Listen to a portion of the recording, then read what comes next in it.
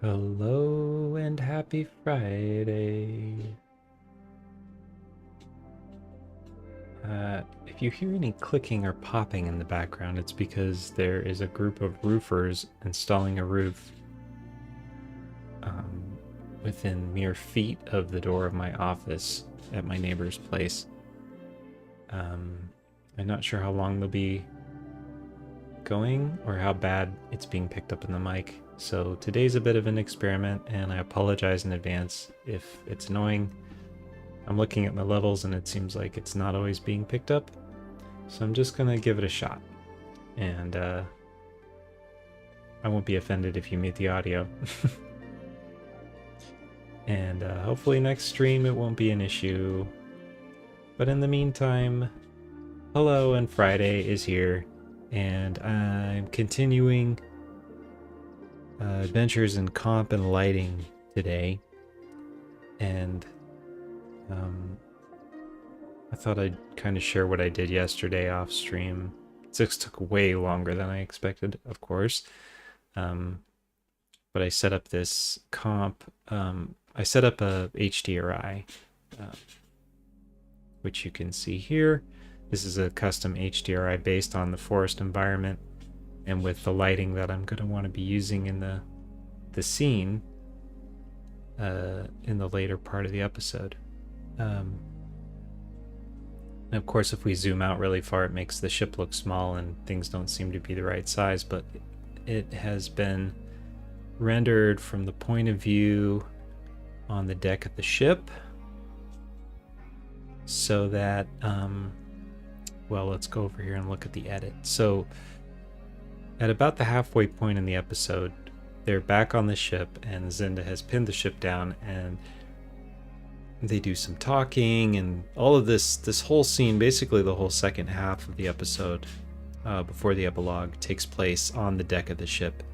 So we don't need any parallax in the forest, we don't need any parallax in the clouds, so a single HDR will be all we need for a background image.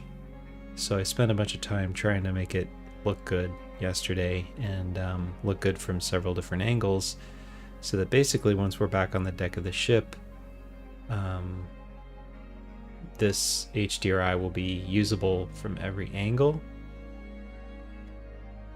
and it will save tremendously on render time.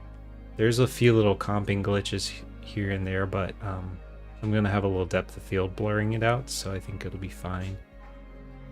And yeah, so that's going to be a huge time saver. And I also did one that's just the clouds.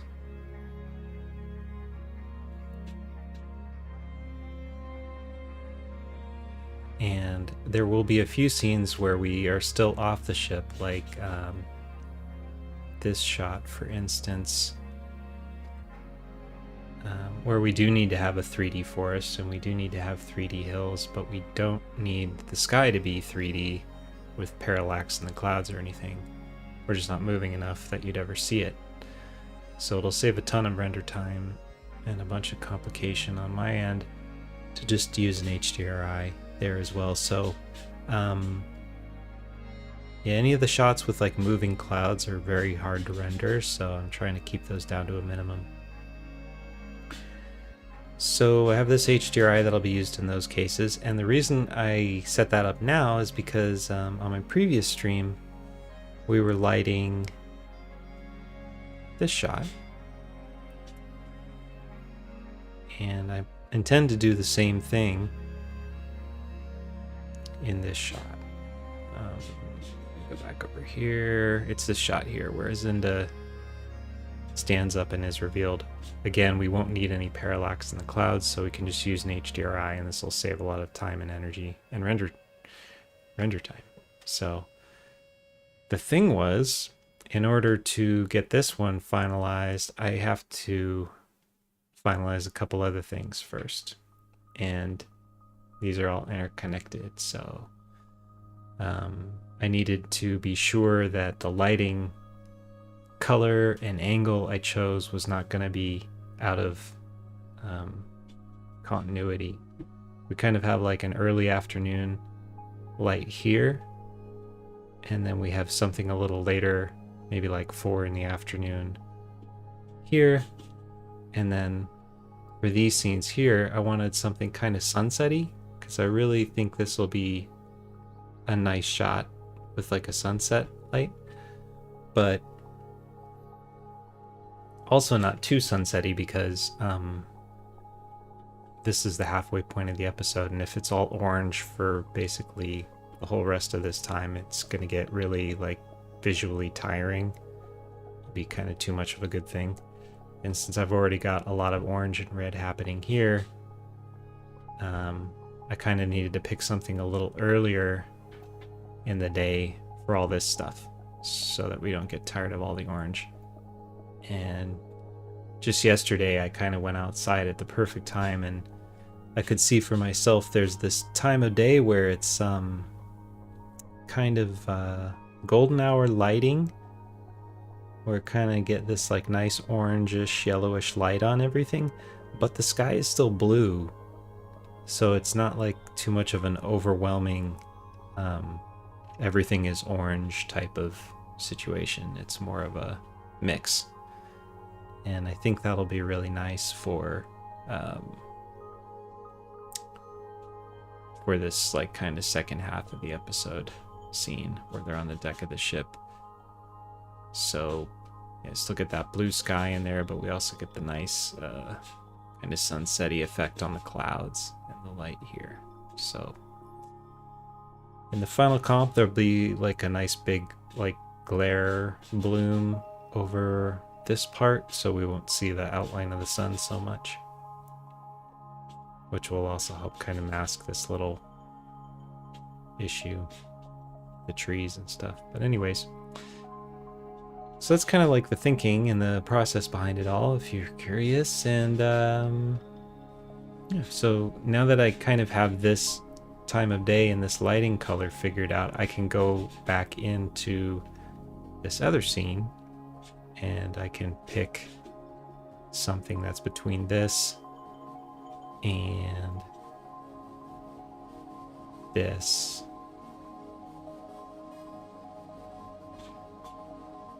Which is still pretty early in the day. And that will be what ends up on this. So that's the plan for the day. I might get into some comp if we get through the lighting early enough. And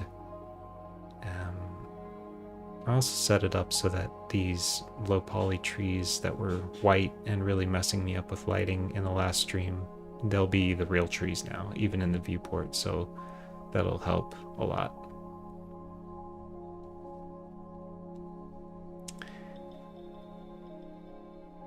So I'm gonna go ahead and turn that off. We'll come back in here. And I'm gonna save up a version of this file.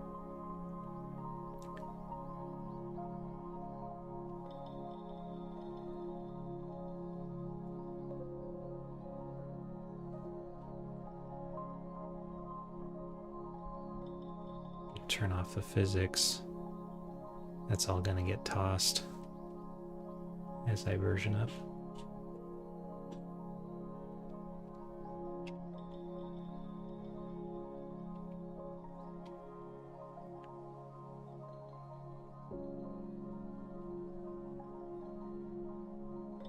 And so yeah, I've got my low poly forest here. I have not yet tried to swap this out with a new one, and scatter is so prone to breaking your files that it might break the file when I do that. So I'm going to go ahead and save up a version before I do that, but it'll really help with finalizing this lighting, because these white low poly trees really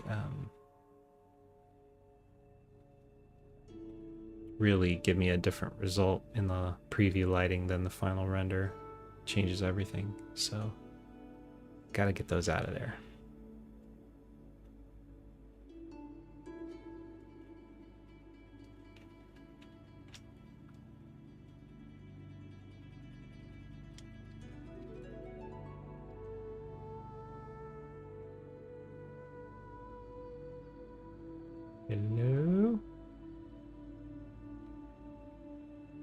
It's weird.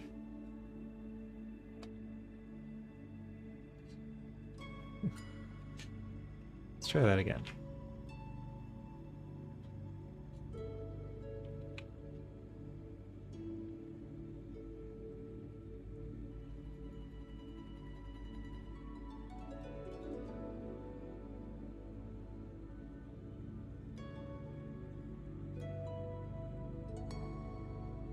Alright, so now that's saved. I'm gonna go ahead and delete this this whole set thing here.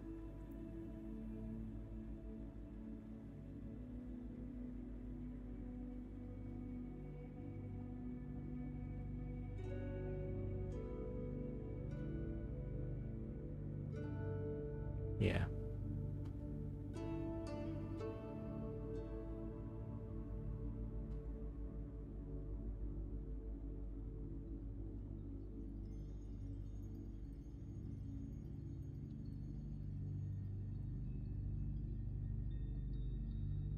And we're gonna append in the updated one, which will have the real trees showing in the viewport. And uncheck localize all, so I don't copy all the trees and everything in. They're still gonna remain linked.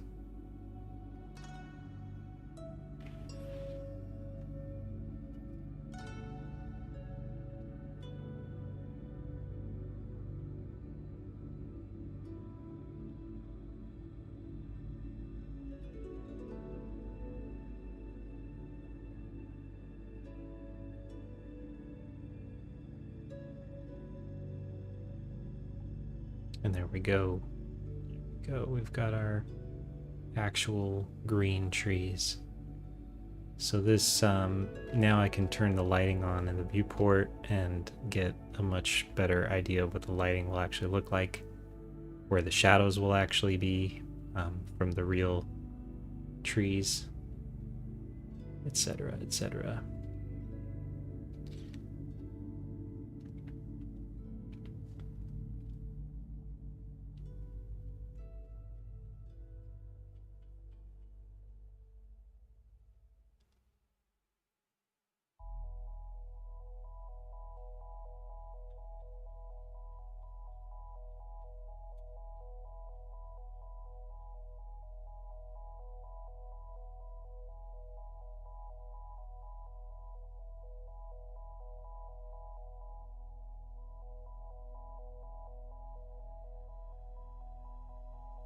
We do still have the white low poly trees in the background mountain, but that's okay. They won't affect the lighting as much.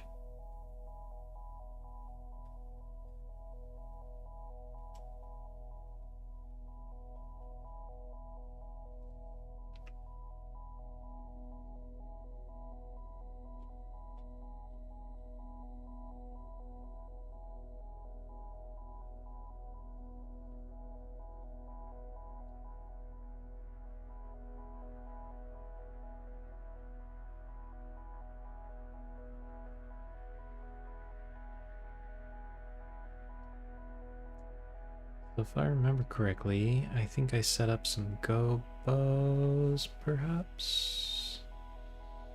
Ah, they're turned off. Let's see, turn those back on.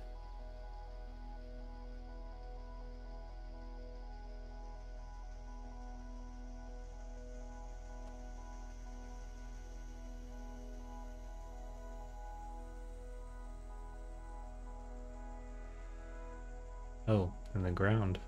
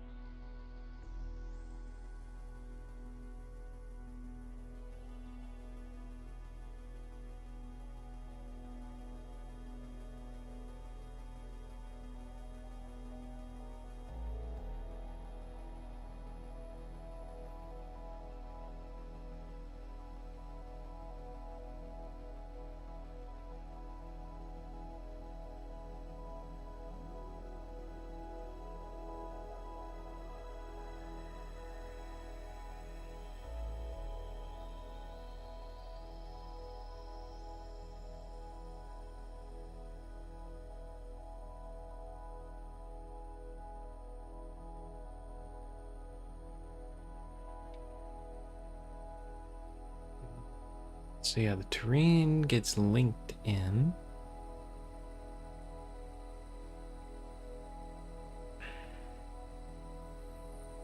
I thought I already had it in here. But no, doesn't look like I do. So forest path, terrain.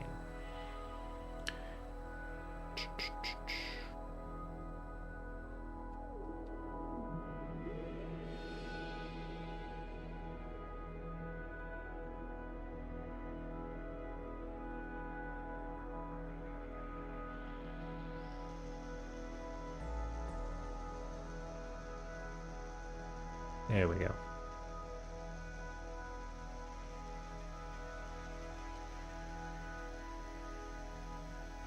So now we will have a better idea of what the lighting actually looks like. And yeah, it's a bit dark here.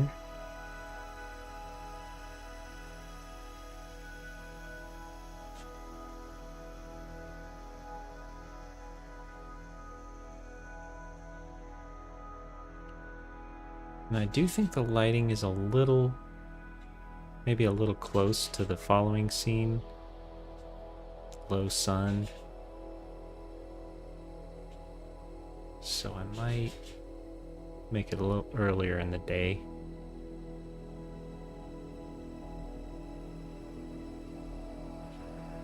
A little less golden here. Just a little though.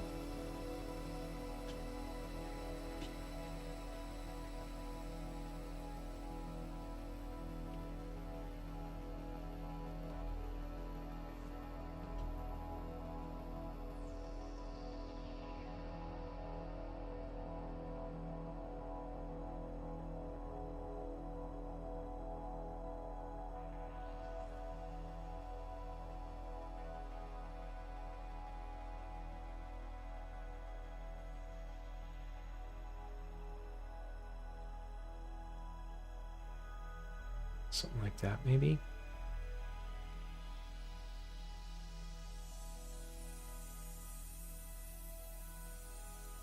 It feels a little bit more,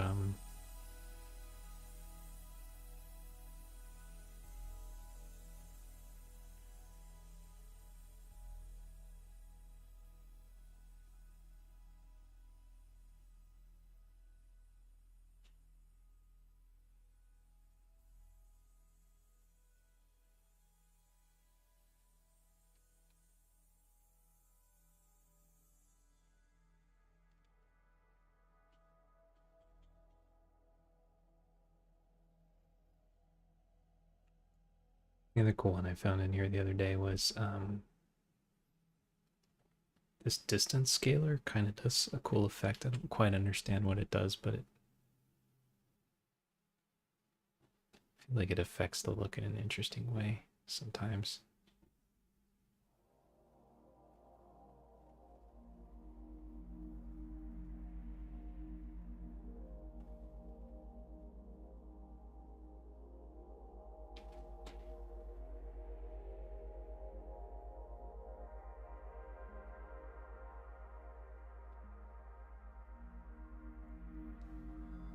No, maybe it's like smoggier or something. Whoa.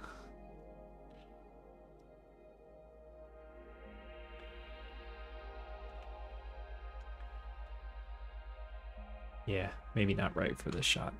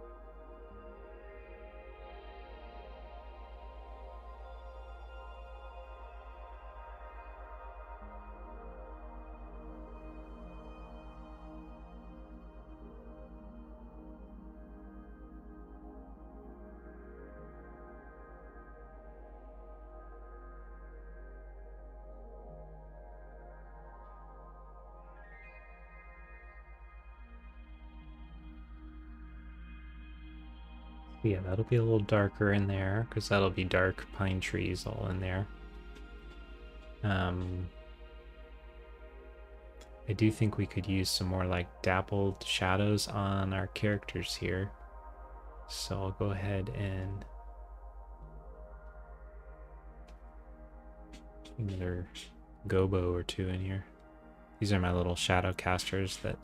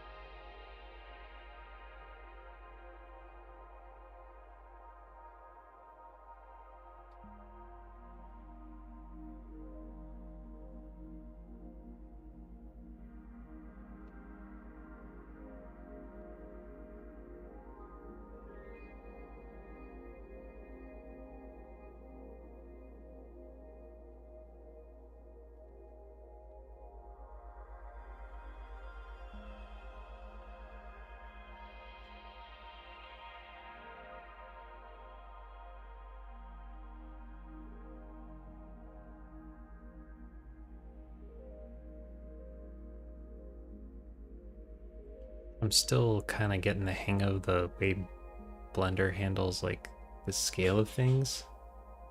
Because like you make the number bigger to make things smaller. It's like very counterintuitive to me.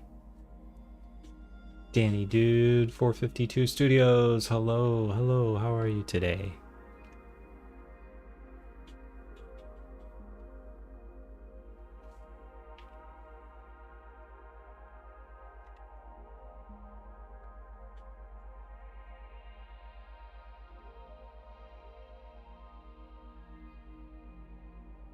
Good, good.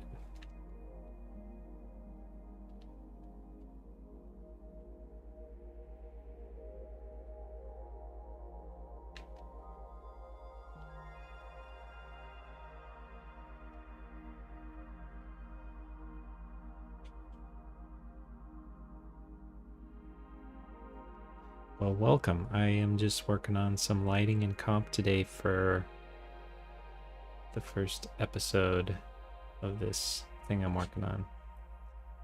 I like Teletubbies and other stuff. Nice.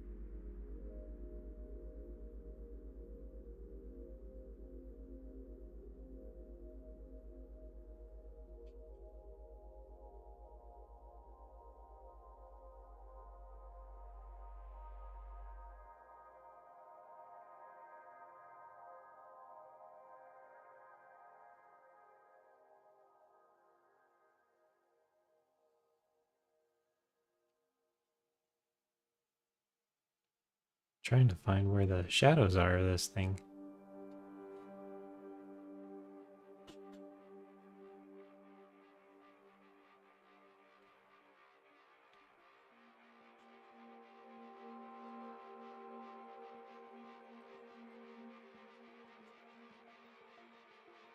See if I can start two render views at the same time.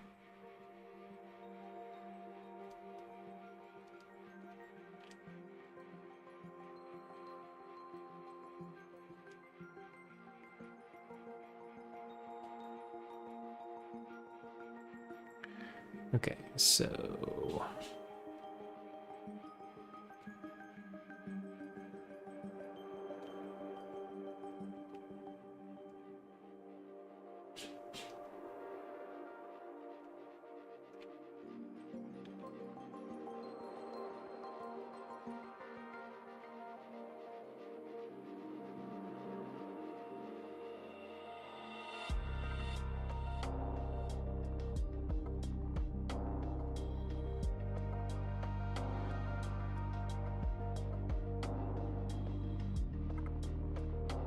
Okay, I think it's working. I think just need to scale this way up maybe.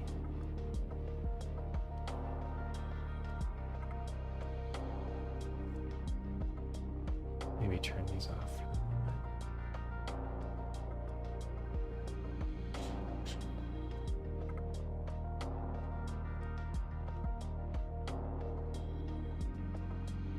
There we go. Okay.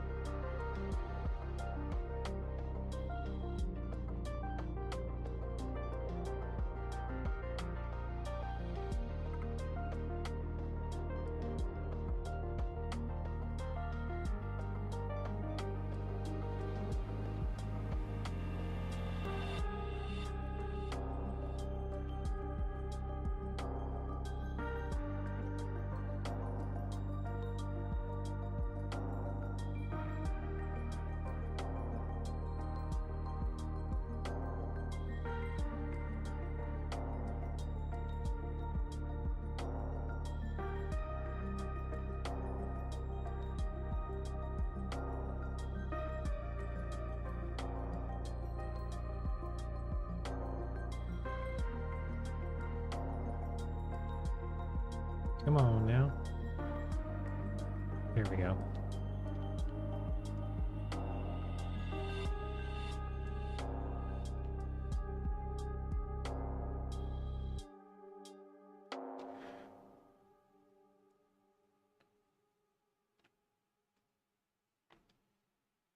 So, it's a subtle difference. I don't know if it's even noticeable at all. I'm really trying to maybe tone down the light on Endy there. I think it's a little bit extreme.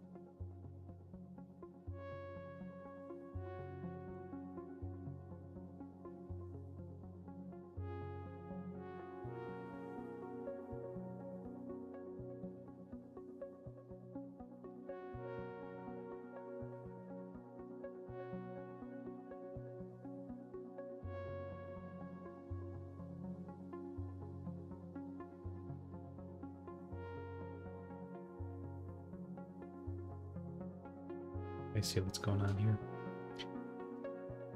I'm making all these different materials, but it's putting the same one on each of the things because I have to go in and switch all these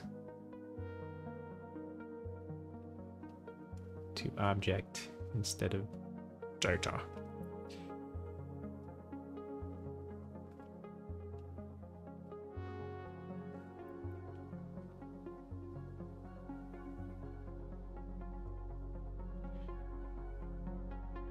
since they're all instances, if I want to put a different material in each one, it needs to be assigned to the object, not to the mesh.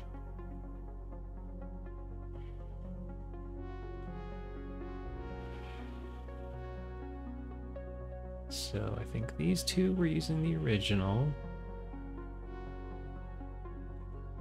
This one was using that one.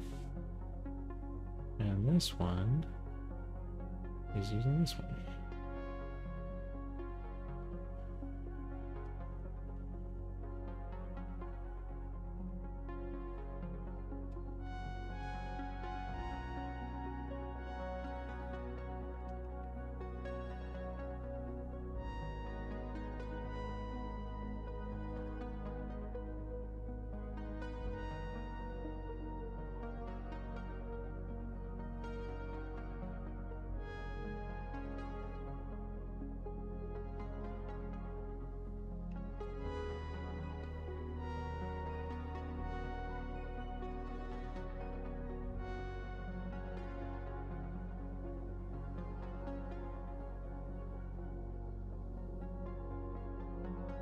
I really want the main light to be on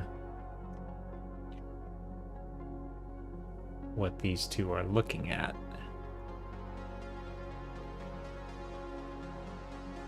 The big shrub here that's coming to life. And so yes, we do need a lot more light on that as well. Let's see, I think I can mess with this one a bit to do that.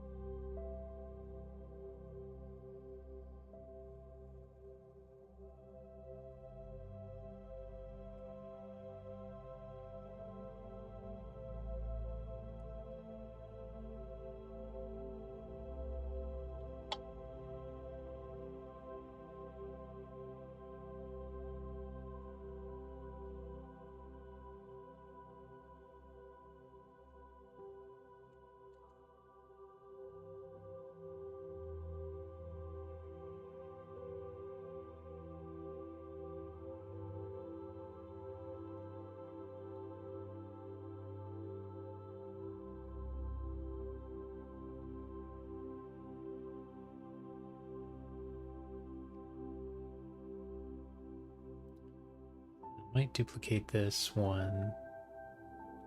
See if we can get a little bit of the translucent backlighting of these leaves.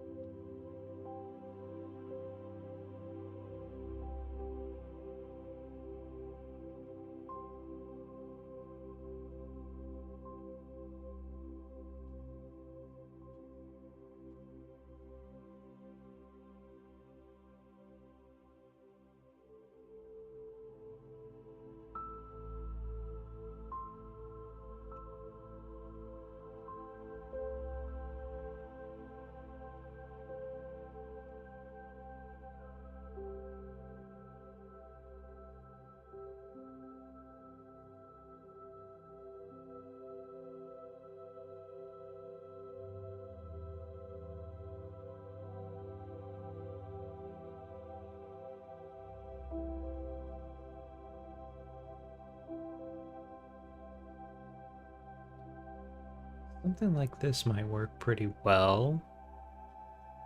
In this shot here, when they're running towards the leaves, we have a strong, kind of indicating like a strong bit of light hitting this side of the shrub, which I think it would make sense for it to match this here.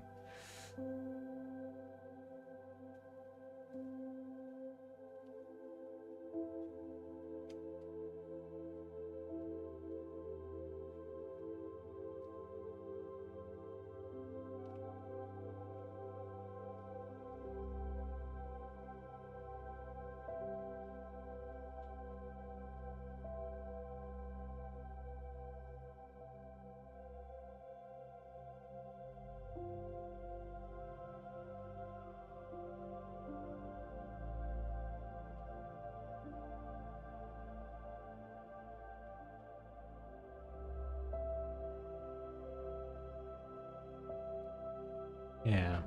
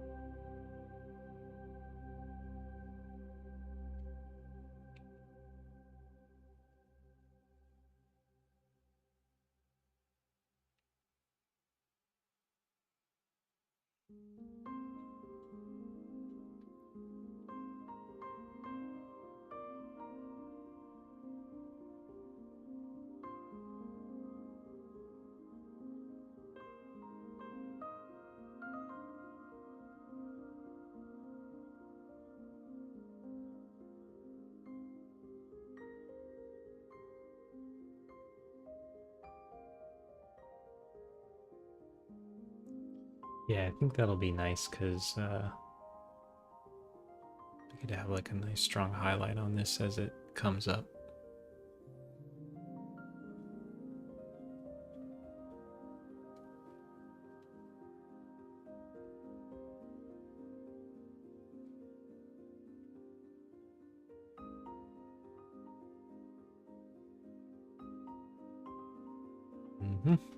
Yes, I think this is coming together. Kind of keep a little bit of drama, like a strong highlight here, but this is in shadow, and I like the sun coming through the wings.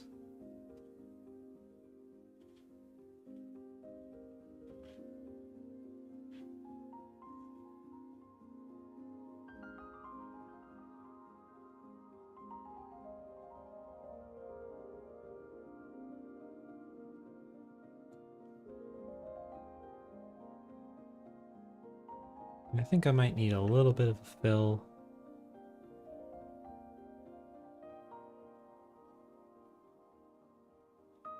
on that side of the face, but I'll have to look at the full render with the fur to be able to tell.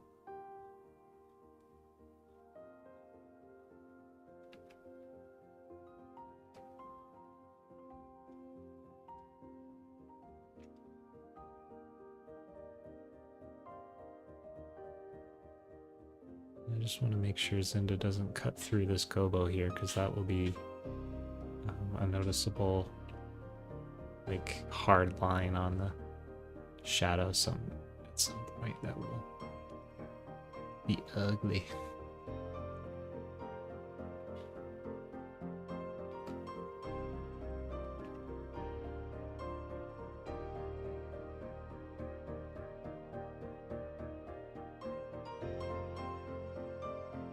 Like right there.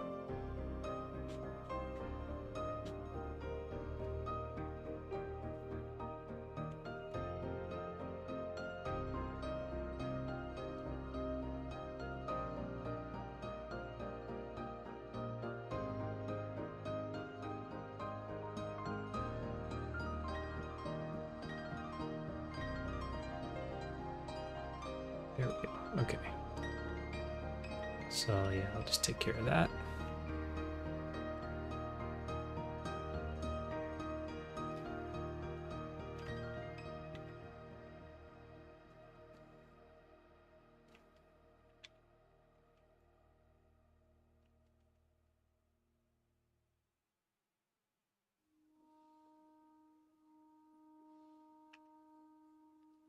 Once the autophysics is on this, the wing might swing through that actually, so I'm just going to pull it way back.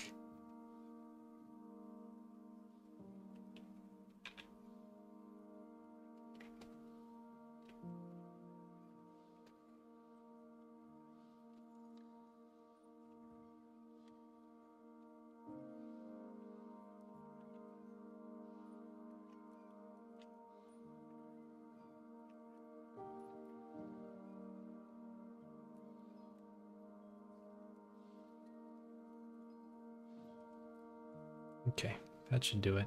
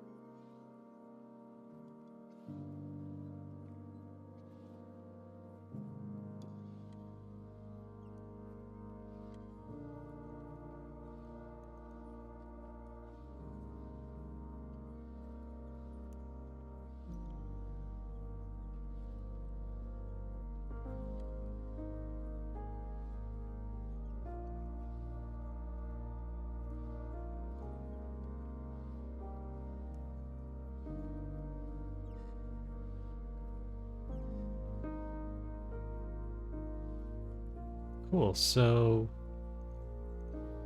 the other things to do.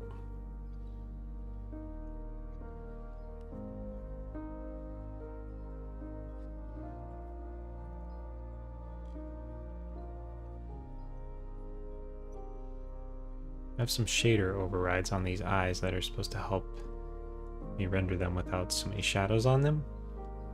And they are not working, and I think I know why.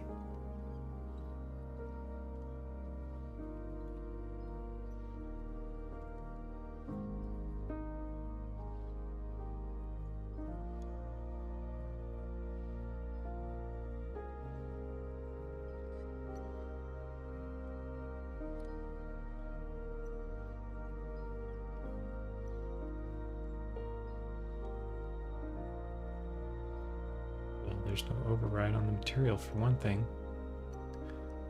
There is supposed to be.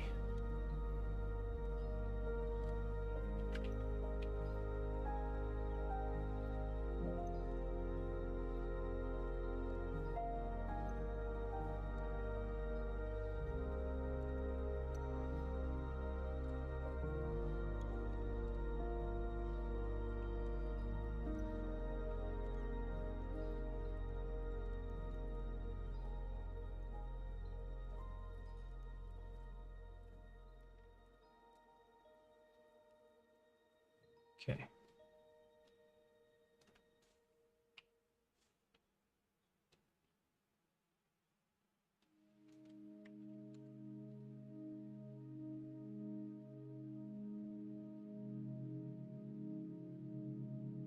Anything? Hello, hello?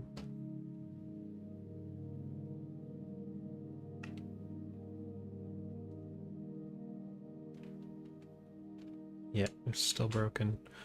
I had to change a lot of this stuff around, and I think that's...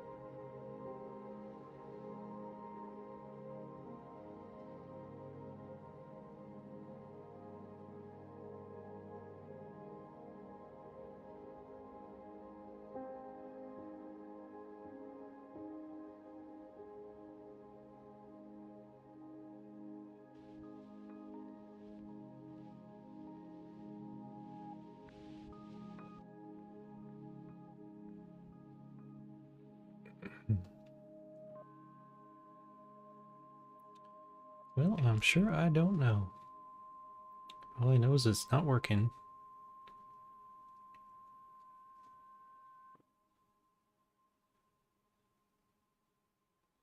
And it doesn't make sense that it's not working because the driver is connected to the correct thing.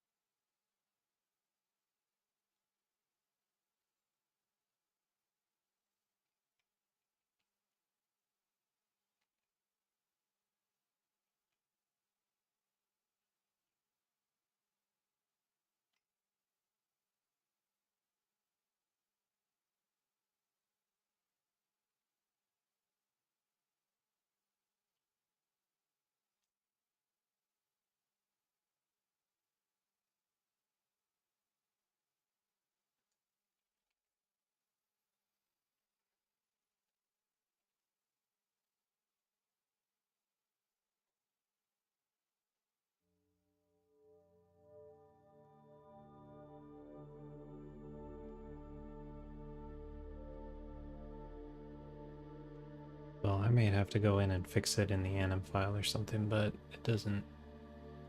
There's definitely some glitch going on, and I think I need to just move on for the moment. But look at this, when I save the file, does it keep the override this time? Yes. Disappeared last time, which was super weird too.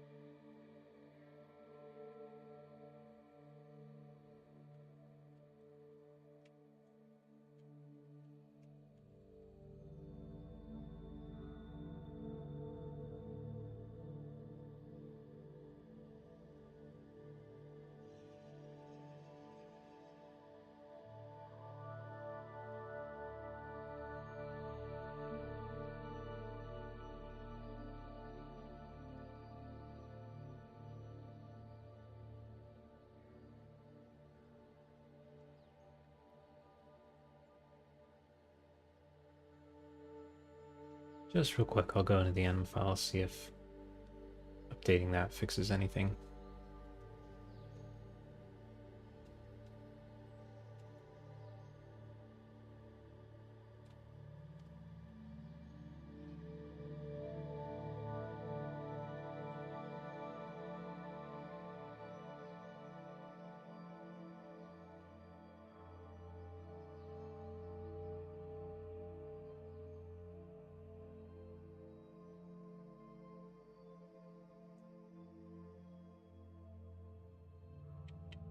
Okay. So now we're in the anim file.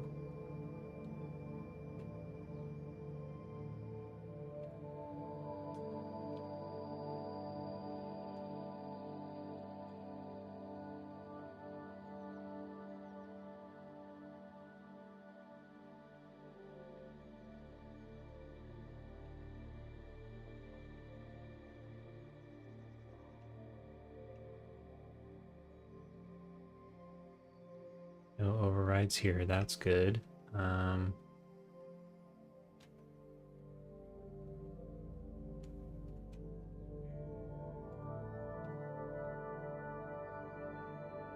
Guess as an experiment, I should make one, and I'm not going to save this.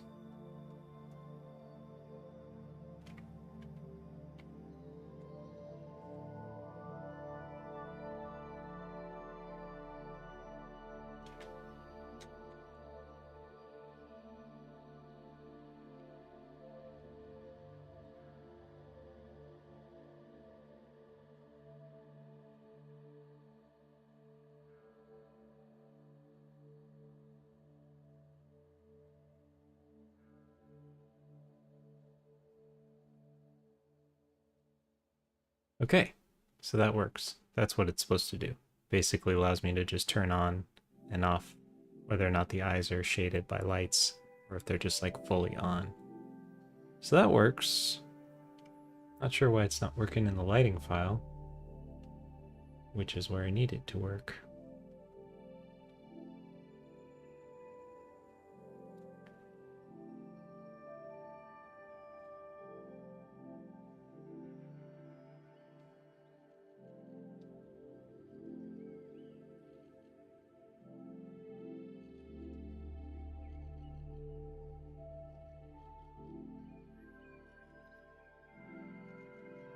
Oh no. My tablet's been acting up. It keeps switching to this material view. Anyways, yeah, so I'm not gonna save this.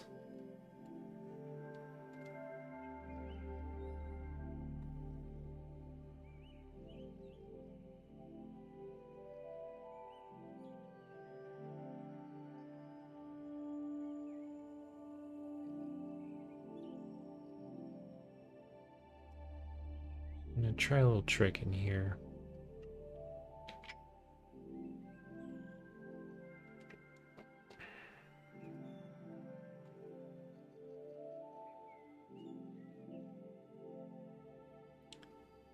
Try like a force resync of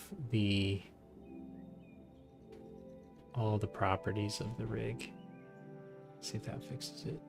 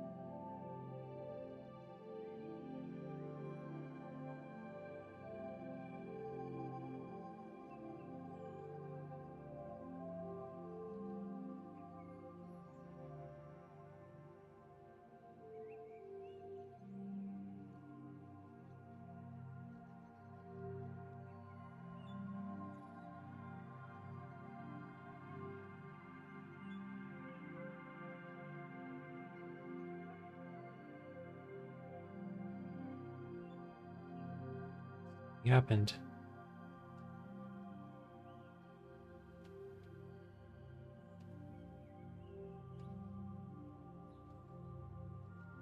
Still didn't work.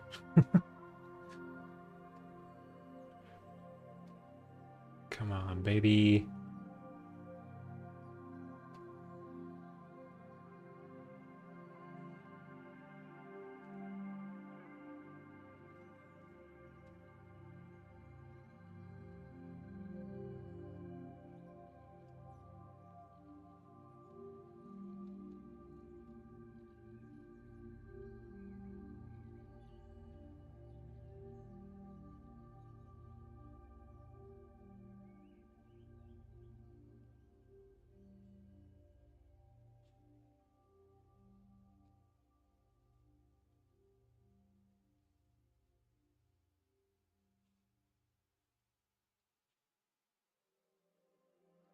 Oh man.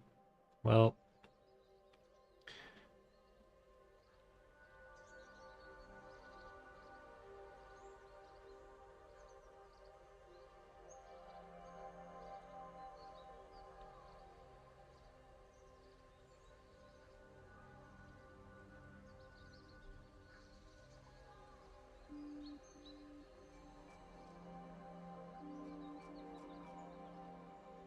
This really does put a wrench in things for lighting.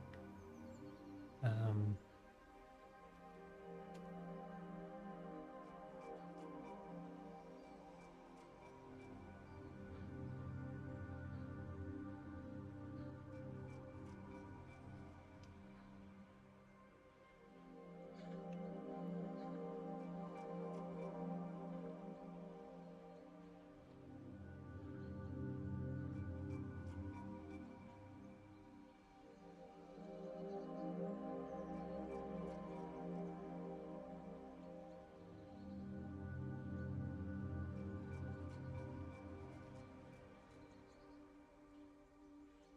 but I feel like I need to move on. So, I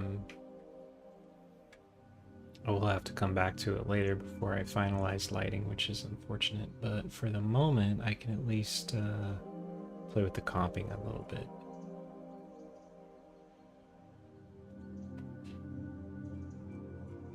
And do my comping in another file so that it just runs a little faster.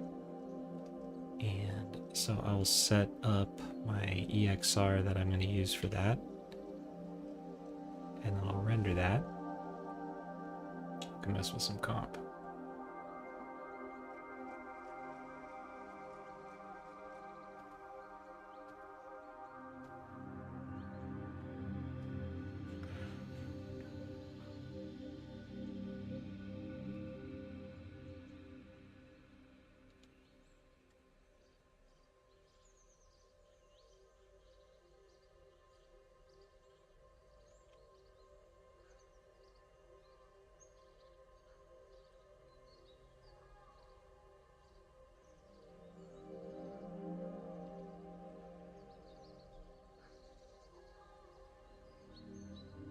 Setting up a mist pass so that I can get like some kind of atmosphere into the trees and stuff.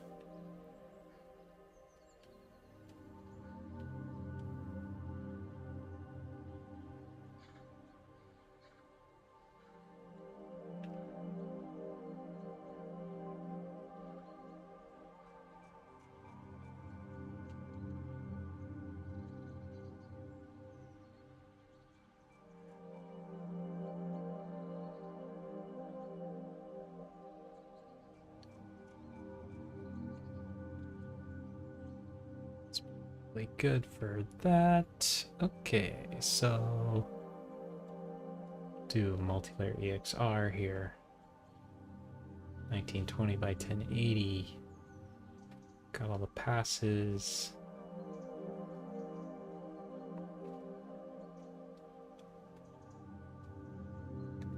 Make sure my lights are set to render to match the viewport, which they are not.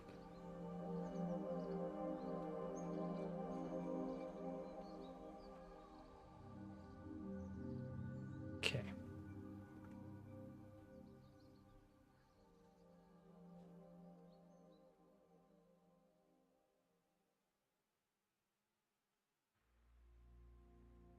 Almost forgot my foreground trees here.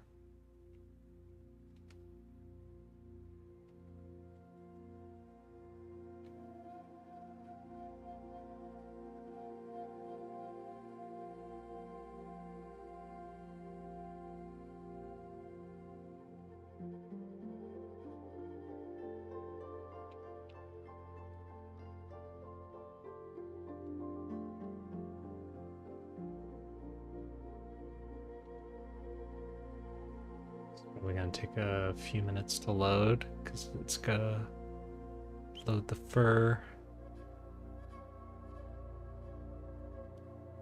and all the forest stuff.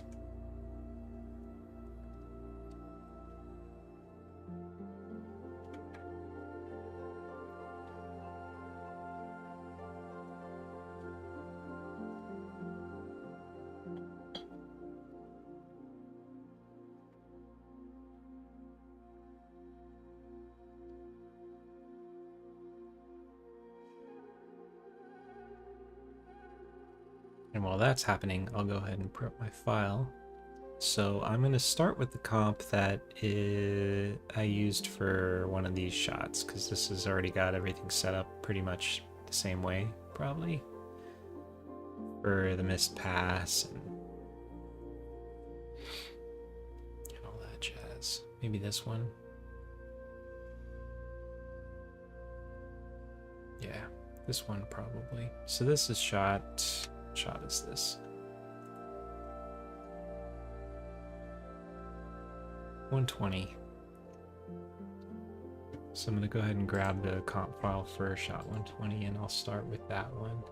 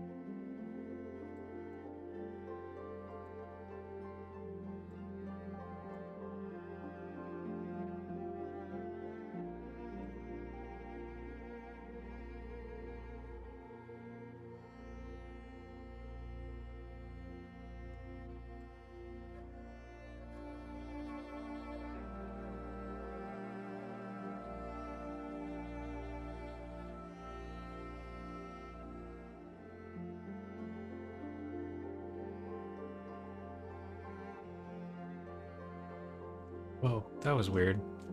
I think that was a cache that's stuck in there from the other day. Alright, so I gotta go in and fix that. Don't know why that's even in there, but it should not be.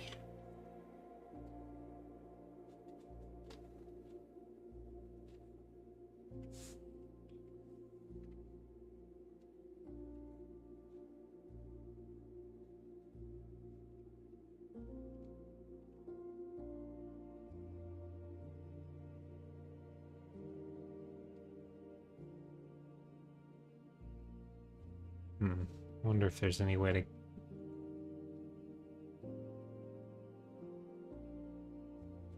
save this out without having to re-render it.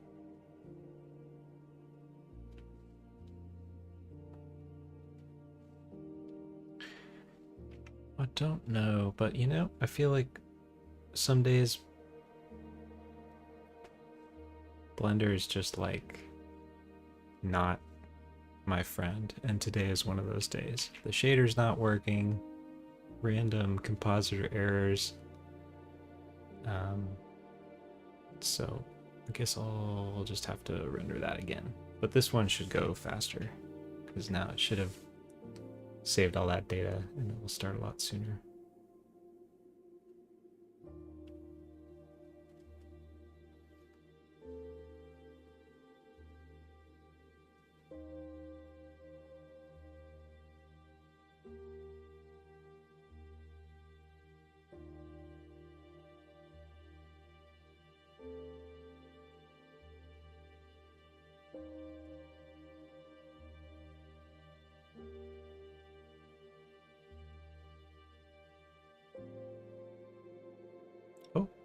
However, nope, that's the old one.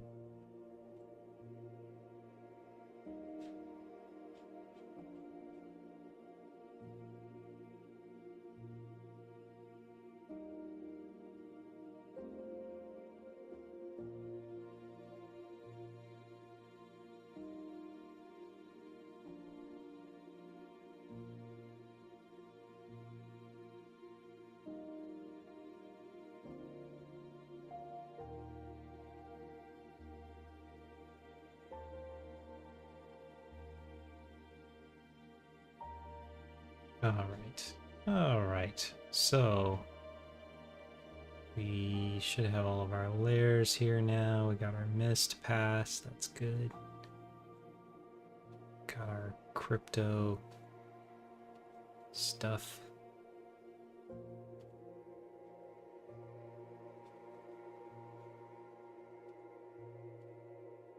Vector. So we're going to do motion blur and post. So I'll go ahead and save this out now. Multilayer EXR, RGBA.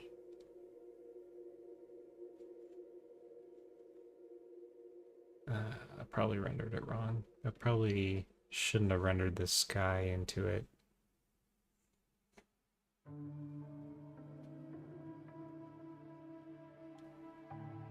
Yeah, I think I messed that up. Shoot. Sorry. Gotta do it again. So I forgot to do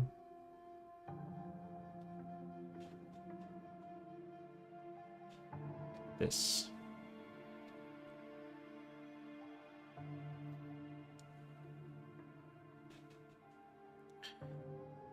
And I'll turn off these clouds and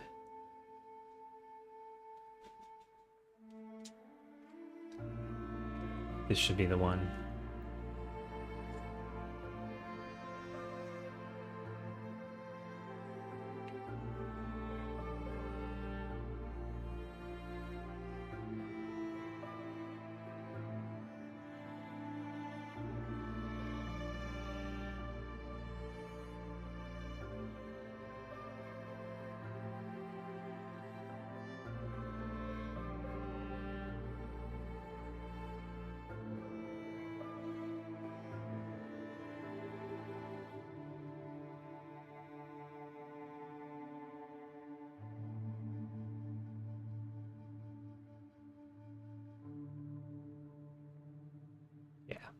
That's what we need.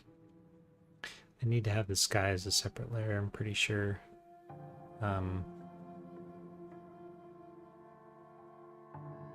It'll just help with comp and lighting and motion blur.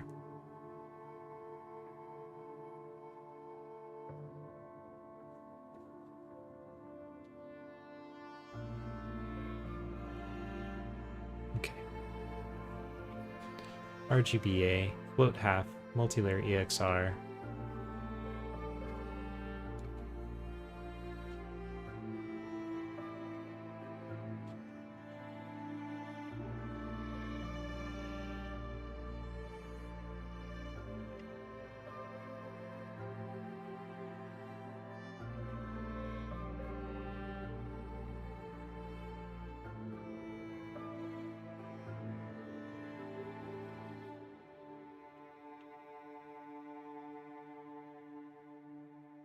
Clubs.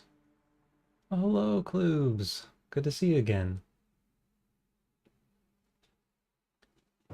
Thanks for saying hi. Yeah, co-working while you watch the stream. Oh, it inspired you to make something of your own? That's amazing. I'm so happy to hear that. Yay! Well, I hope you're having better luck than I am today, but that's really cool. And if you do feel like sharing it at some point, I'd love to see it.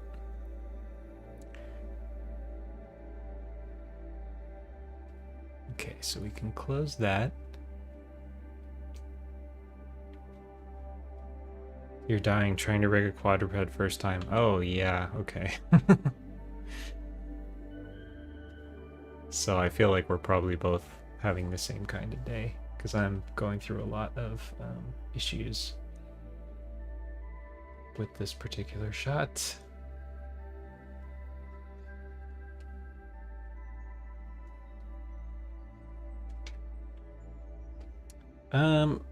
What kind of issues? Some rig stuff isn't working, some overrides, mainly the shaders of the eyes for Zinda here are not rendering properly, which is kind of a problem for lighting and rendering. I'd love to just skip it and not deal with it, but that wouldn't really work.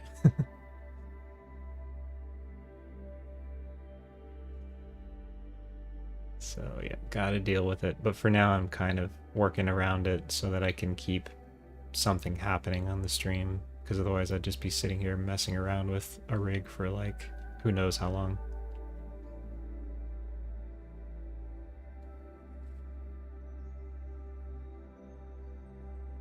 I'm trying to make an attempt to keep it interesting.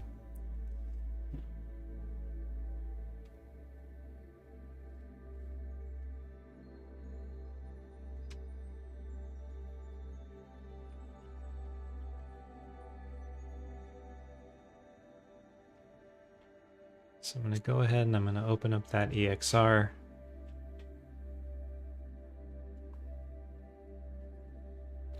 I just had.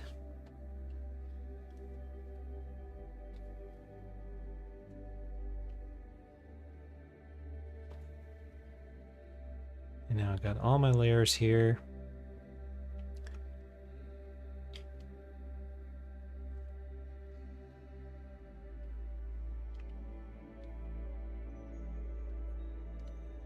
And we can start. So I kind of have a setup already worked out that helps me do the mist pass.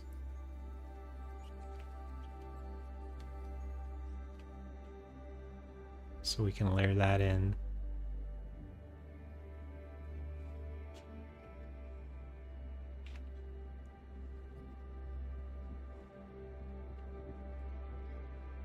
It's always a little bit of a sloppy proposition. I'm not sure if I've got the hang of this.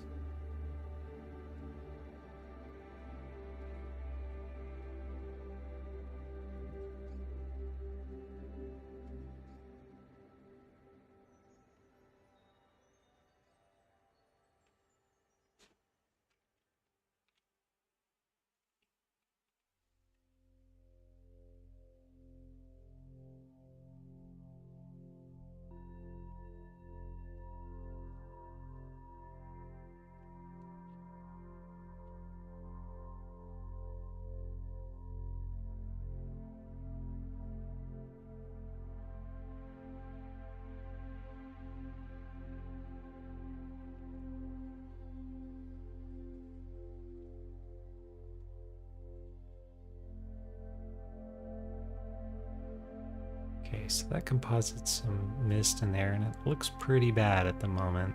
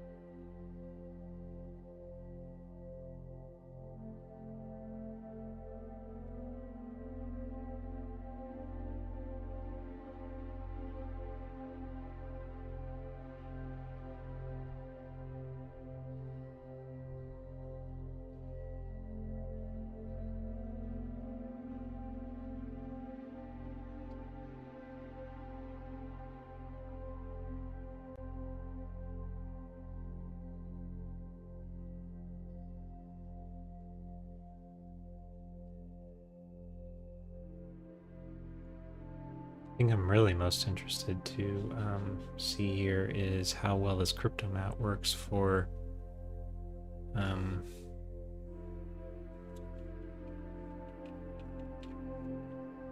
this issue I'm having where the shader doesn't quite exactly match the fur, the skin shader, so I'm getting these kind of strange. It's not actually so bad in this frame, but in some of the other images it's really noticeable. It's kind of like yellow border where the fur ends and the skin shader is all you're seeing. It's not exactly the same color, so I'm hoping I can fix that with the crypto mat. So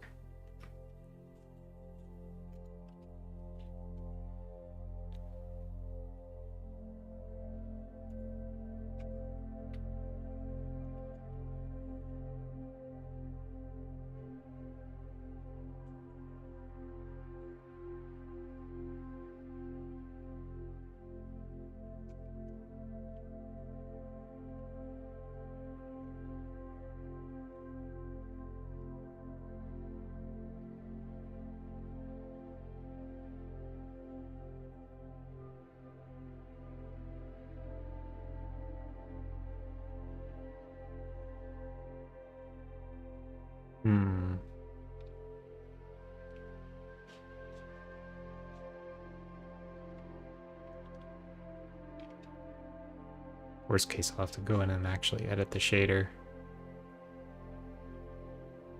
Here we go. Sweet body mat.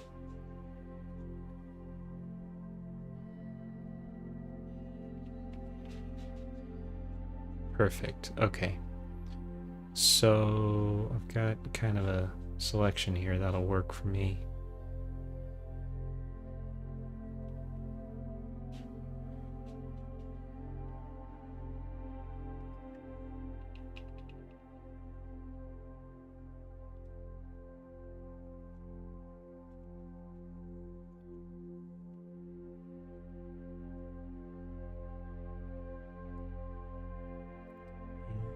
Let's see.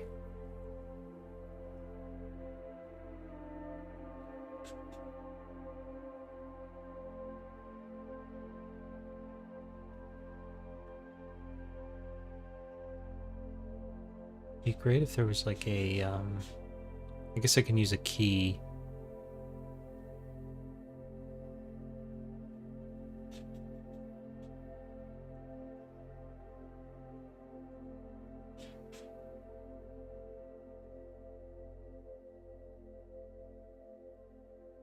A chroma key.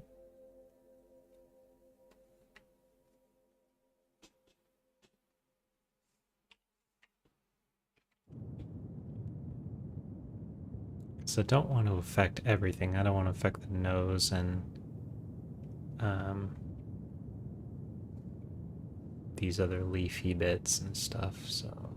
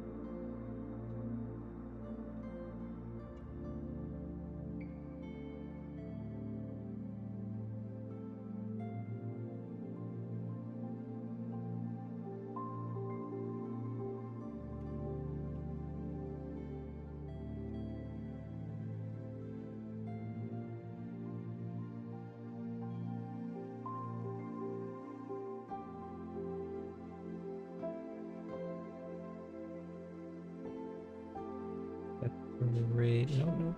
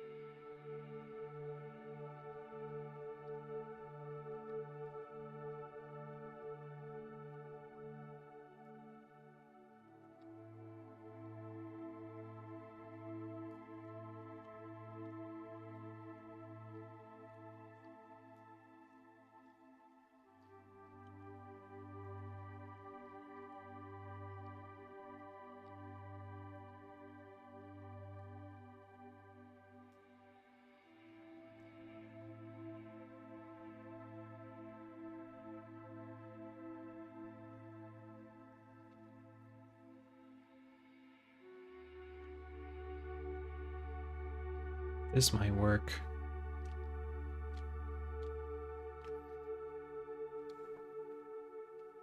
It's not ideal.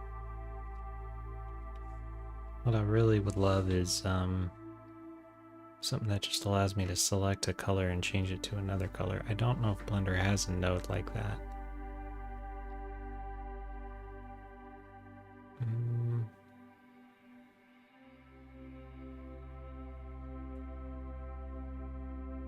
The hue correct might work, actually.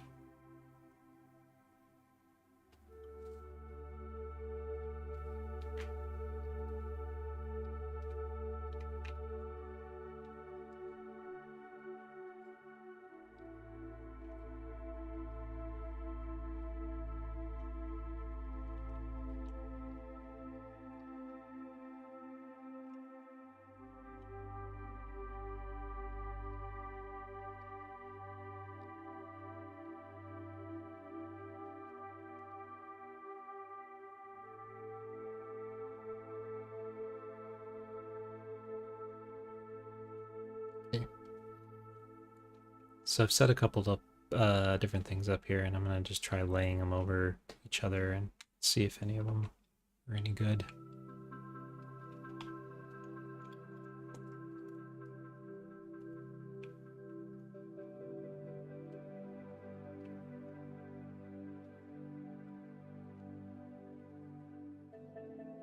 And if it doesn't work, I will just have to change the material. And that'll probably be the remainder of this stream, is just me troubleshooting this rig, which is not what I expected to do today, but probably don't have a choice. All right.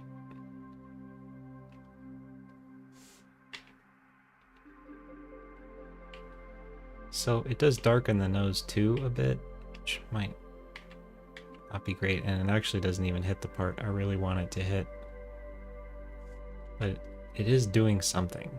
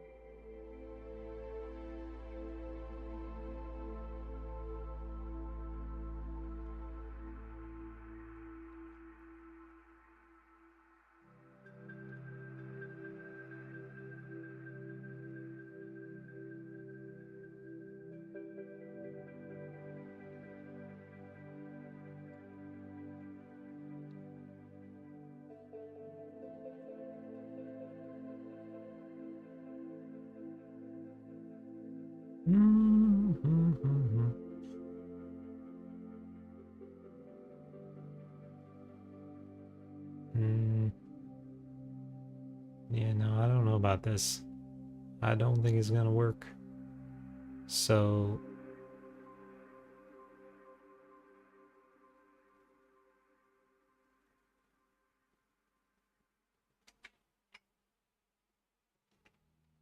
I'm gonna try one more thing. Before I give up on this, one more thing.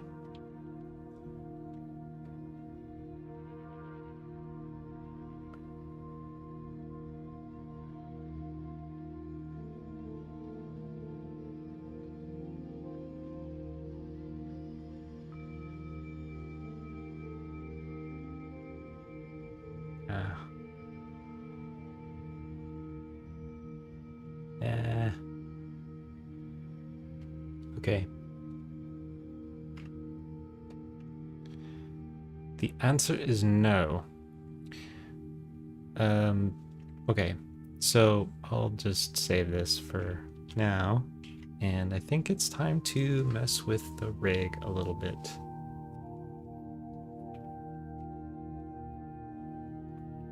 specifically the materials of the rig.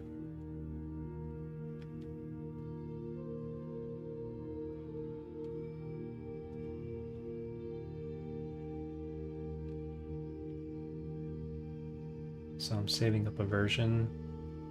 It's so easy for rigs to break. Sounds fun. Yeah. Same thing you're dealing with.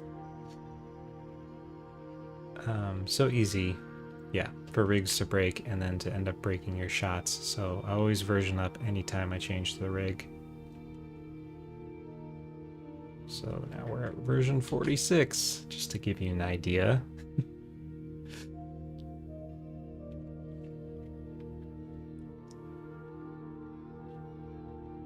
And I save my old versions in case a shot is broken when I try to reopen it. Because I changed the rig, I can always go back, swap the rig out for the old one, and rescue the shot.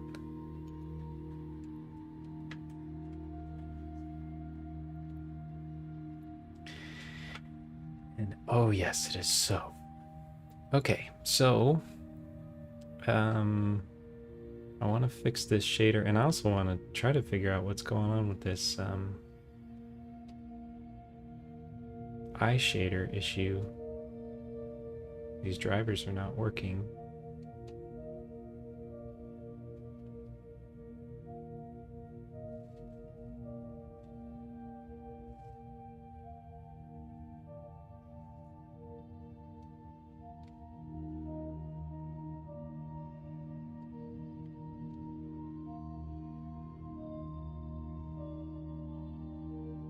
Yeah, they do work. See? Proof.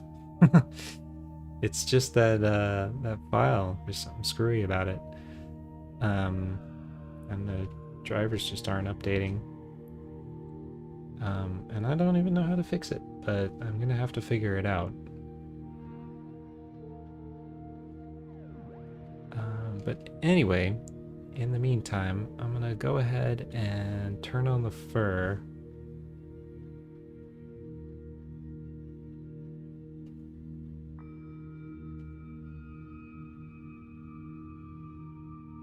On the face.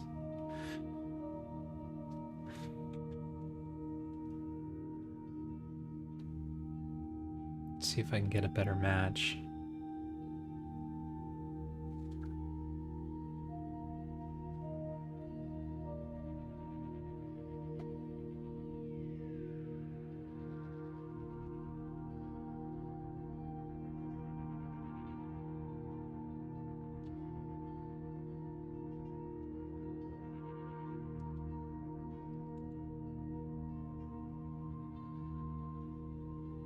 Okay.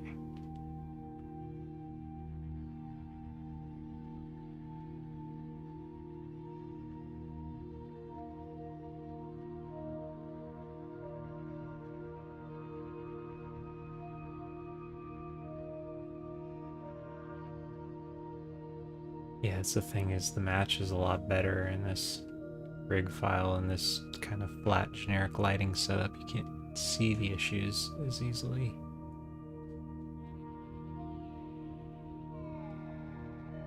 But they're there.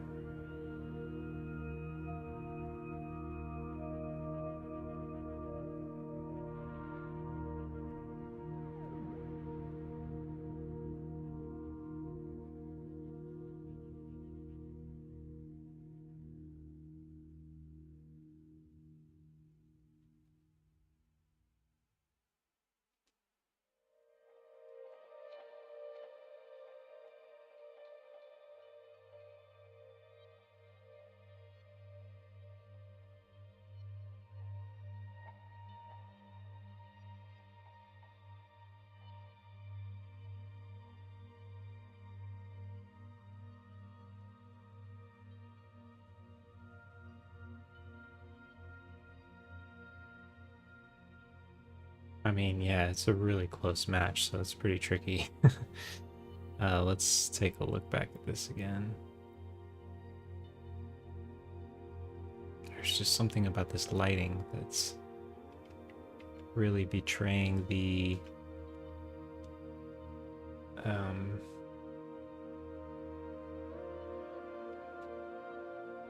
betraying the setup.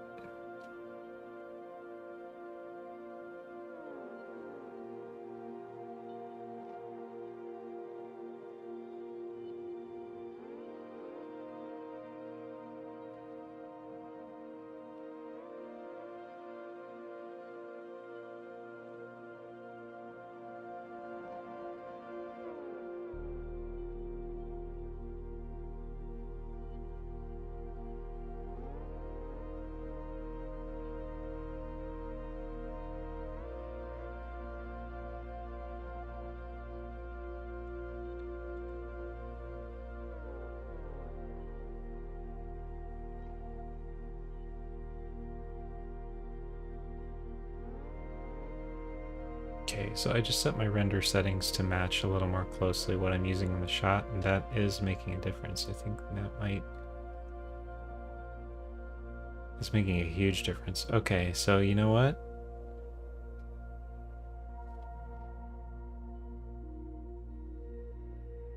The issue is probably the fast GI approximation. It's probably just,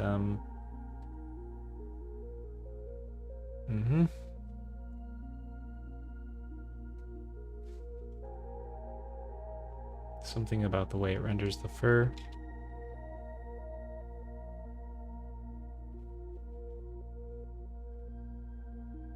It's a little better if I turn it up to 3 bounces. I don't know if it'll even save me any time at that point.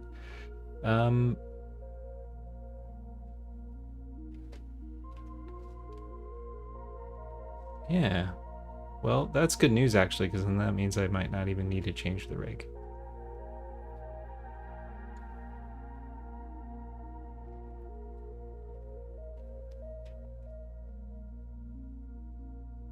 So let's jump back over here again and turn off that. It's gonna render slower, but maybe we'll get a better result.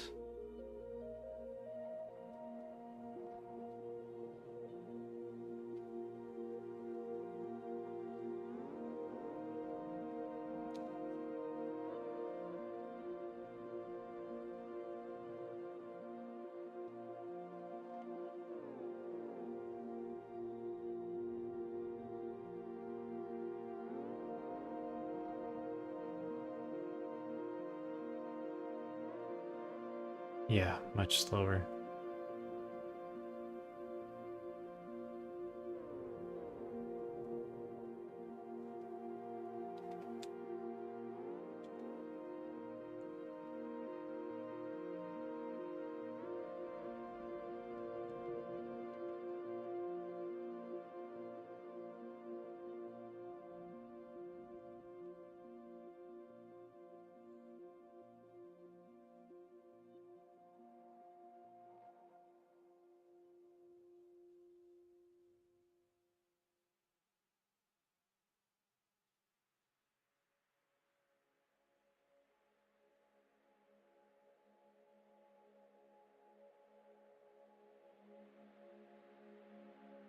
Let's see if I broke it. I may have broken it. When it freezes on that for a long time, sometimes it just never comes back. So yeah, I should close some of these for one thing.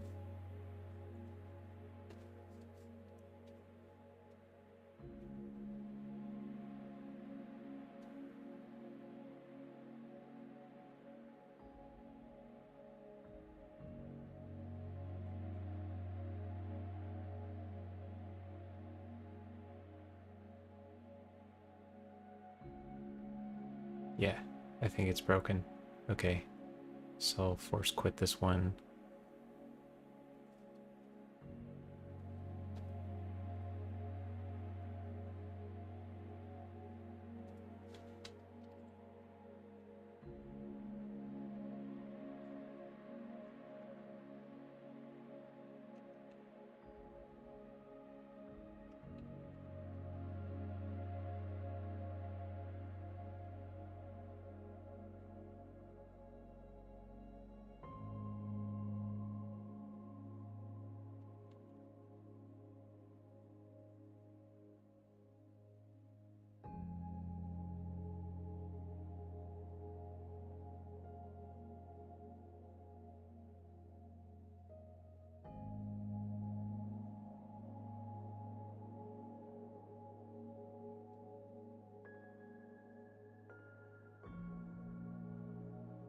End task.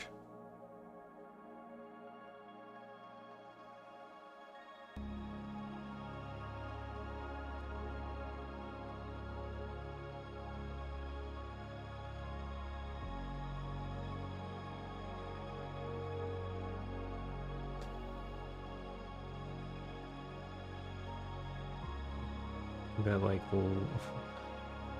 messed up my whole thing, so hopefully that didn't freeze the stream too bad.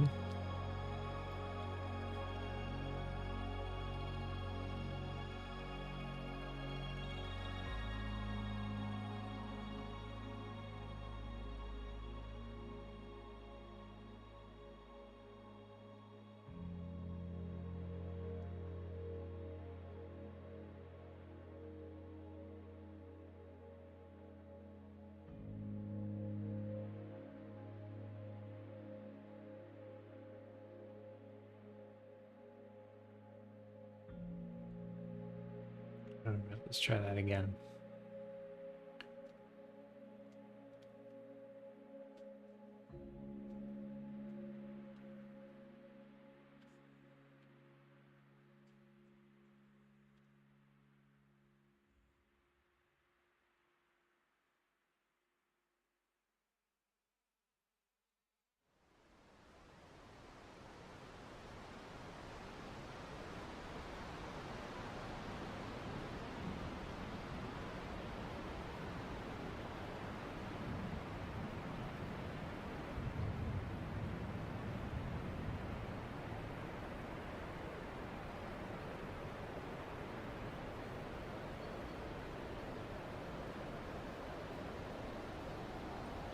Boobs, are you rigging in Blender or are you using another software package?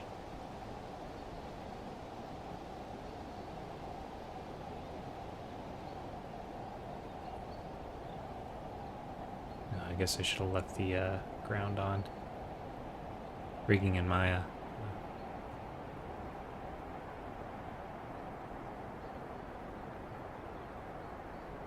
That still seems to be the main thing that most rigs get made with, huh?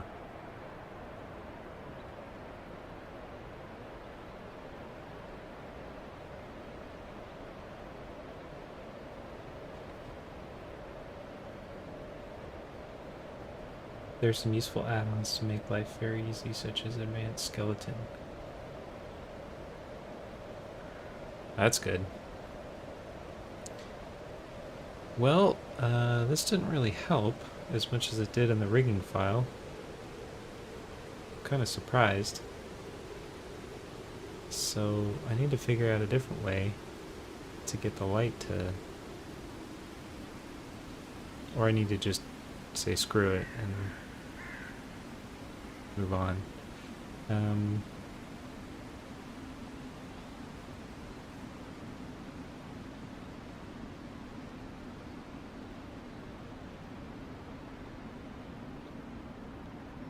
Now that everything's reloaded, let's see if the shader override works.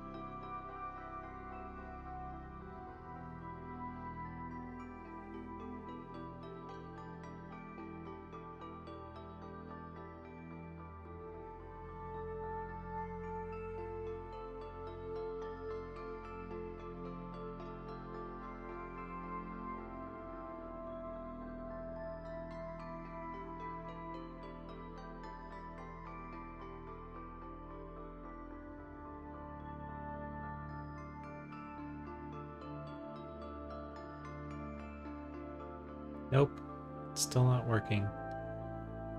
Well,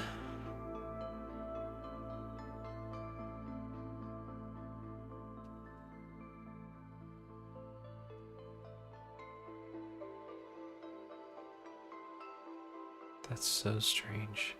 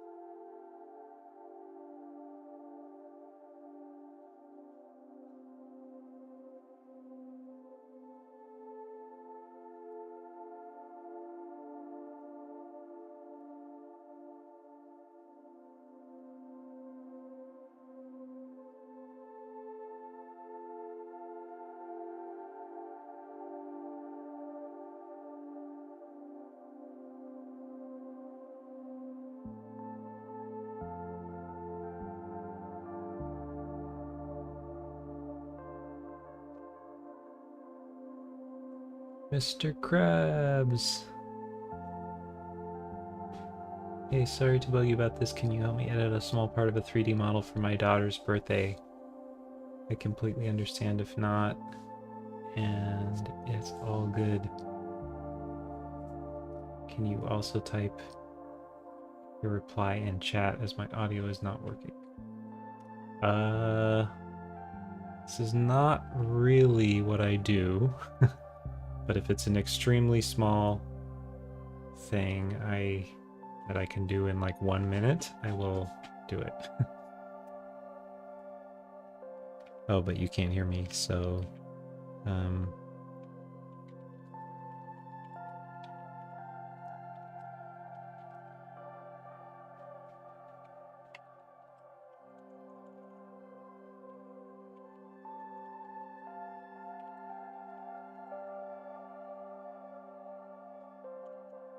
I might be able to talk you through it.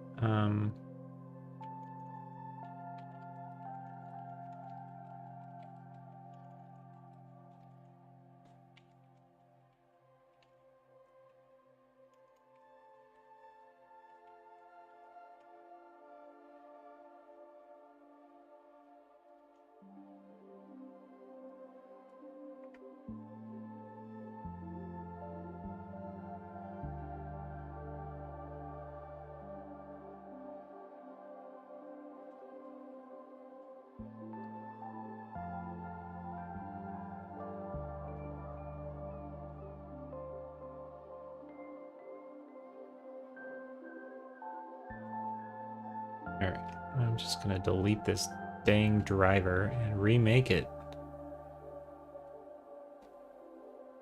There, okay.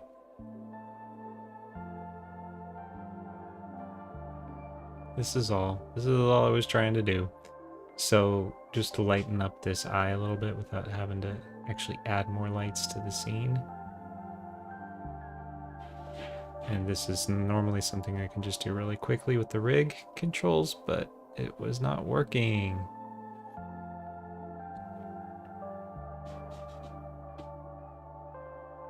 I just need to add something quick to the model. Can I email you the blend file and the details? I don't mind if you do it quickly, rush it. Sorry, no, I can't open your blend file. If you have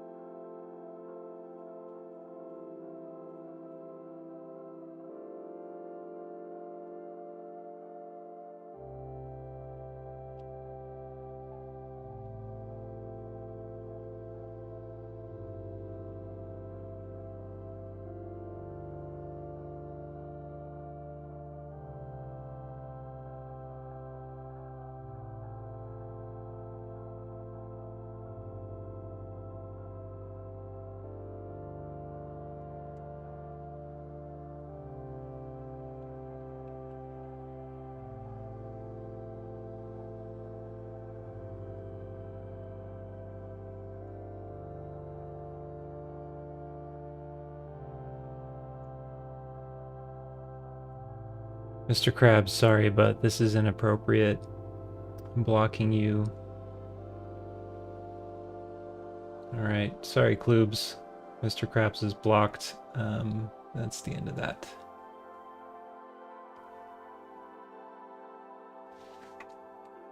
But you were correct, I was just trying to type a reply to say that that's exactly what I was going to say.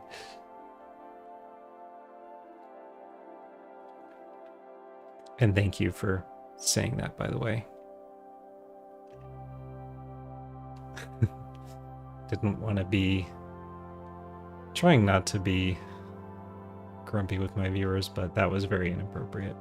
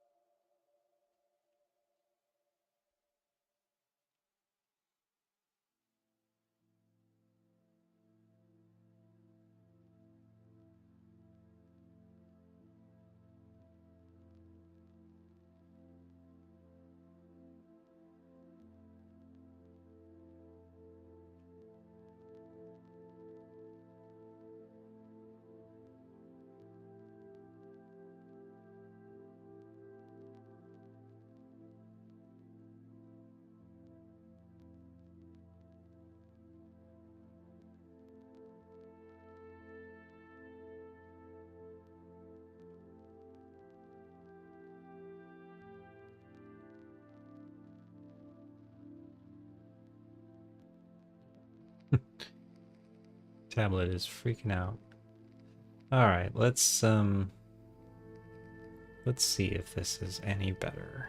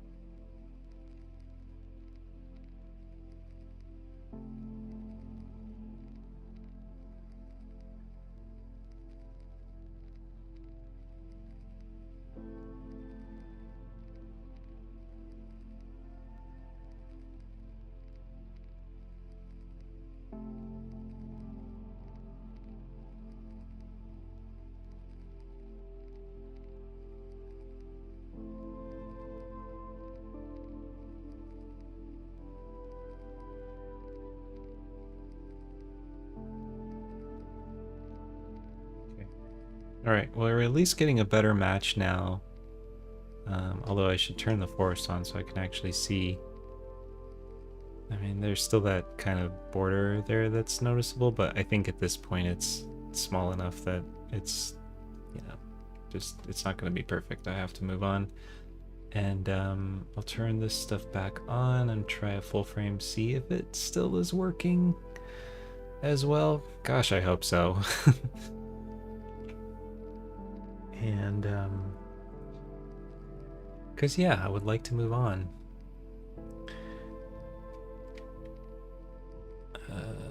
So save.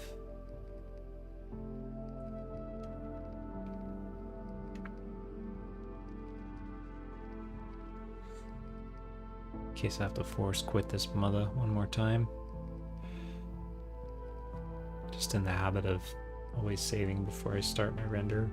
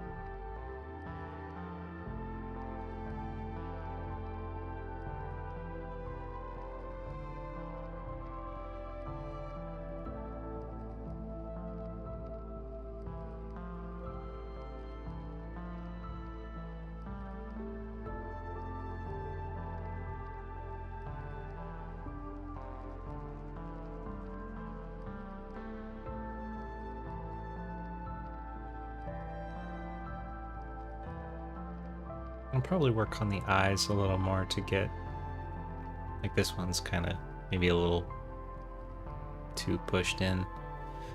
Yeah, that's still, that's just bugging me. Maybe it's OCD or something, but I would love for that to match better like it does in the rig file. It's just something about this lighting scenario, I guess, that's probably like the hair shader is, you know, the way it's interacting with the forest or something, I don't know, but it's creating some weirdness. And it's not so easy to fix in comp.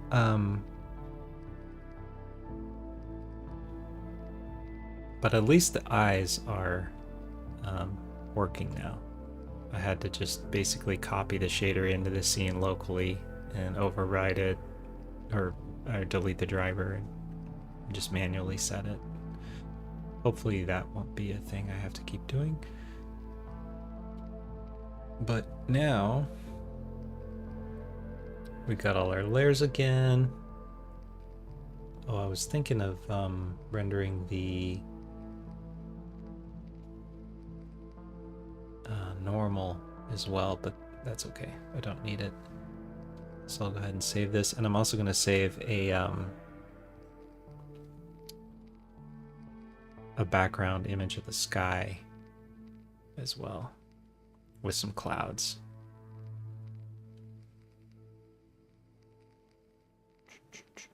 So we'll go in here.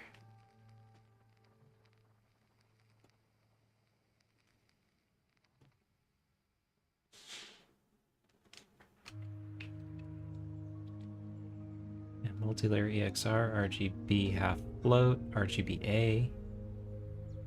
Want that alpha channel.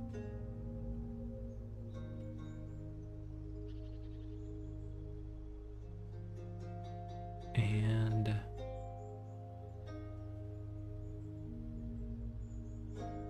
yeah, it might mess with another fill light in here. I don't know. Once we get the sky in there, that might look right. So I'll leave that alone for the moment.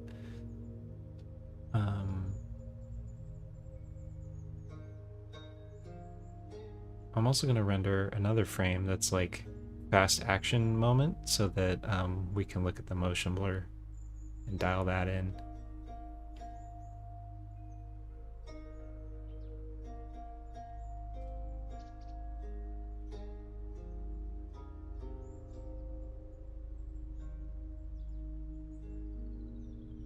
I think this is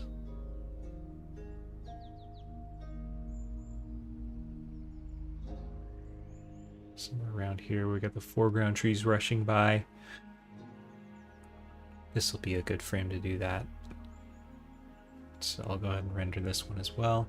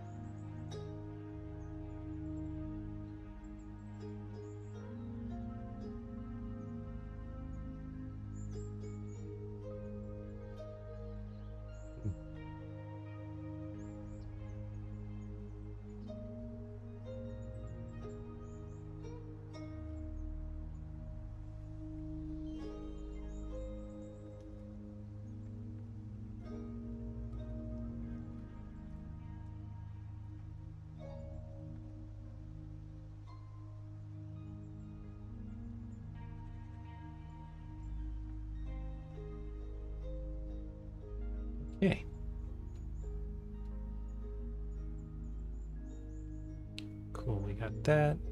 Blender has some sort of error where it doesn't render your depth or mist properly with like alpha images. So I always render extra everything a little extra light so that I can crush all this out, basically darken everything until you don't see this noise anymore. And I'll put a denoiser on it as well. And downside is you end up with kind of like a blurry mist pass, which is why the comping on it isn't perfect. But this is what it is. So what frame is this? 1082.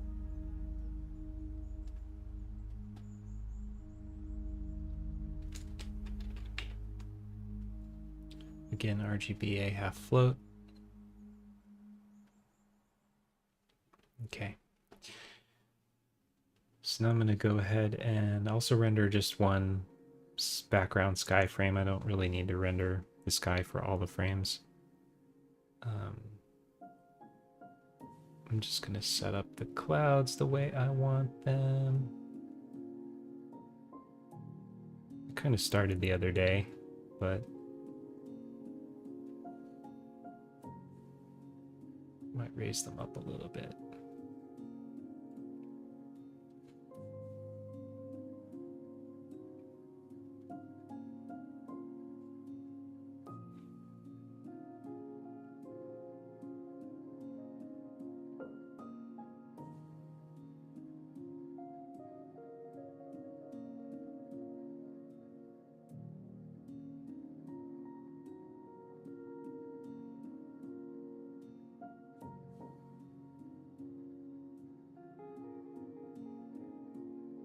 Like that.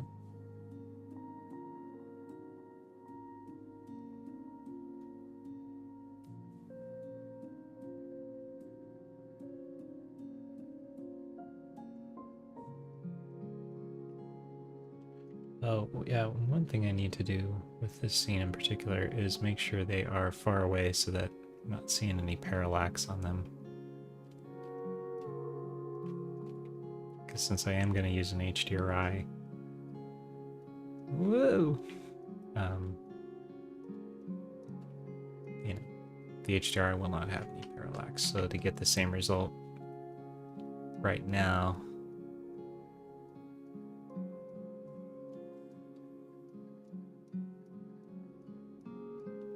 just make them like super far away so there is any parallax in my viewport. It's going to be pretty minimal.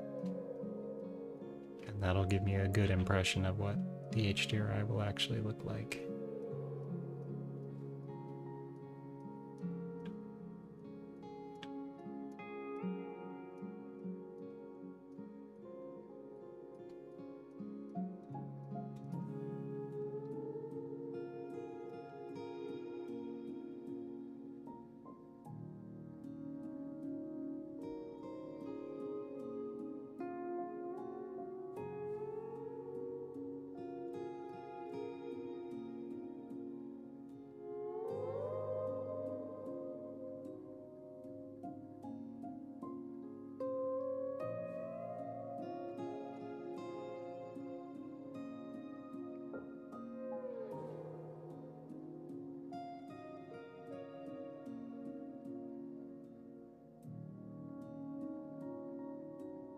Okay.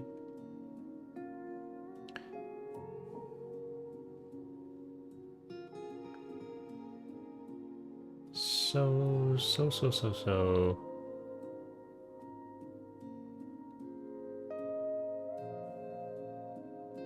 How do I do this?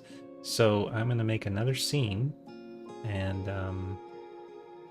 this is going to be my BG scene.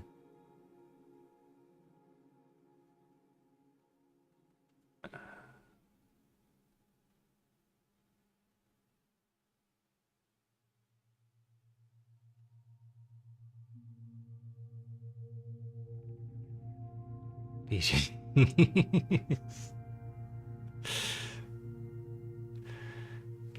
Well, you can tell by the way I move my...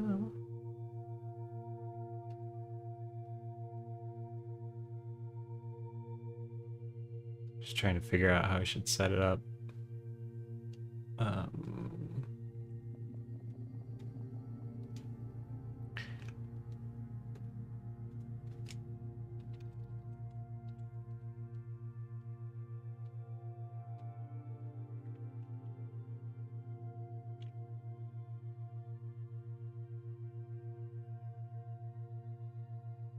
So I'm gonna make a a copy settings new scene. Yeah, that's it, see? And so it'll have all the same render settings to start, and I will be using, I think, the same world. Yep, same world, which brings in the sunlight. And that should have the same angle.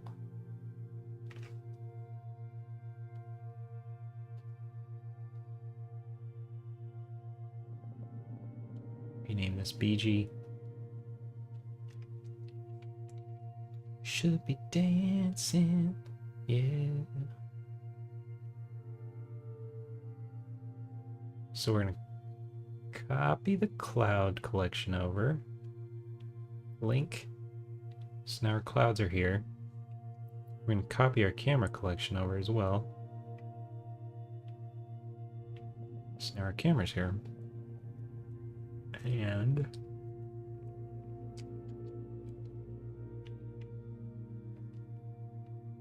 love the Bee Gees. Oh my god, me too. So now we have basically just a scene with just the sky, and if I turn on the rendering, which I first will, looks like the sun direction came over properly. Look away for a moment. That's my little eye rest reminder. I've been ignoring it too much lately.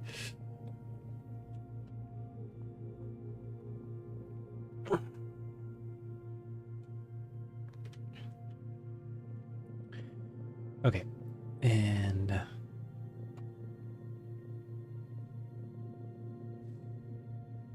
volume bounces, yes. We don't need all those passes, and they are not there anyway.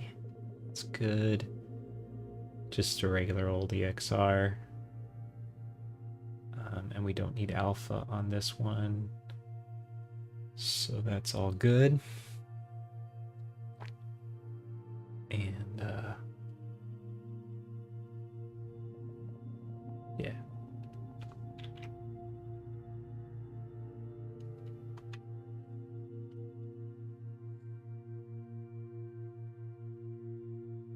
Oh, transparent film.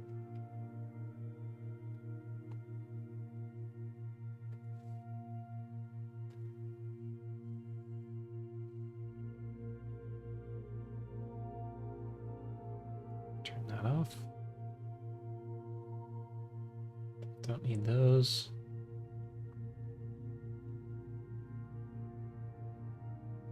Oh, and the other thing is these clouds need a material.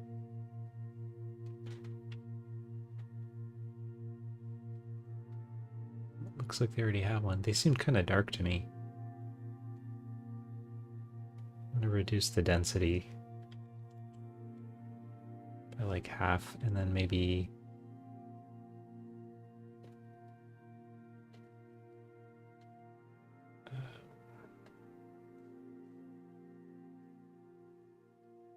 I think this is stuff that helps, supposedly.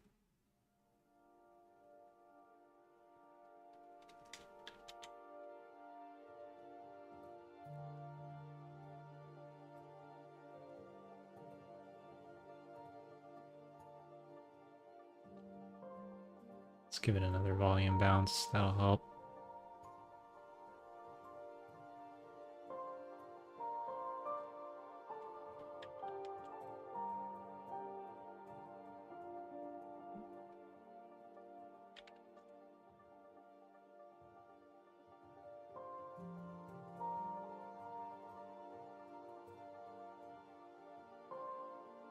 Yeah, I think that'll work nicely.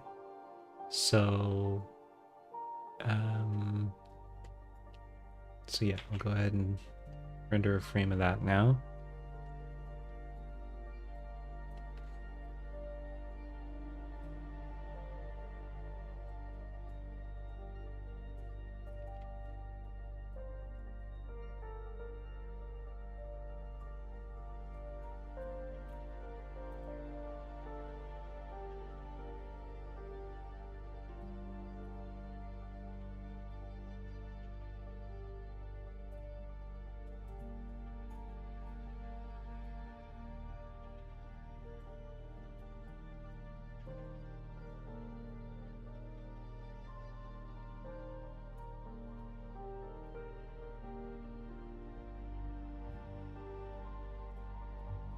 So slow.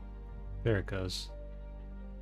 So I saw this video on YouTube the other day where they were talking about the new Unreal Engine updates and all this like amazing stuff it can do. And then the guy, I wish I could remember the video. I can't remember, but the guy cut to this video that he found of this other person who had written a real-time path tracing renderer, like full on like this, but real-time. Like even Unreal doesn't do real-time path tracing yet. So I don't know, it was astounding, and it looked perfect. I mean, it looked like a Cycles render, but it was running in real time. And so yeah, the more videos of this I see, the more it starts to feel like, man, like this time next year, this whole workflow is probably going to be completely different. This is crazy. I think because OBS is running, probably this is rendering like absolutely mind-bogglingly slow compared to normal, which is why I'm not rendering animated clouds and cycles, because it's taking this long to do like 112 samples or 128 samples, and to get like a noise-free, flicker-free cloud in an animation, you'd have to render like 1200 samples per frame. So yeah, it would be, you know, it would be insane, like an hour per frame or something. And as a wise woman once said, ain't nobody got time for that.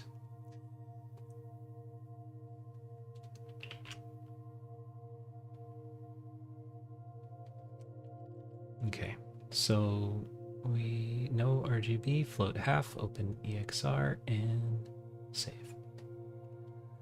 So there's our sky, and now we can jump back into comp again and start actually putting together an image.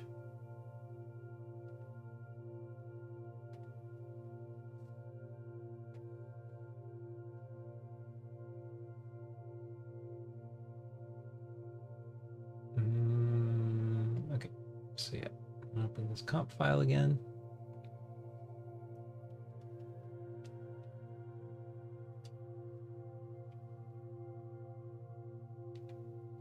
And I've just made a total mess over here. I'm gonna just I guess I'll save up a version before I delete all that, in case I do decide I want to keep it, use it. But yeah, I'm just gonna delete all this.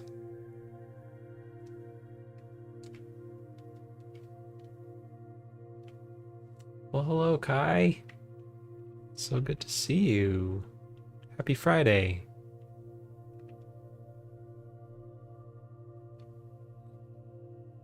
You got here in time for me to start comping this thing that I started lighting the other day.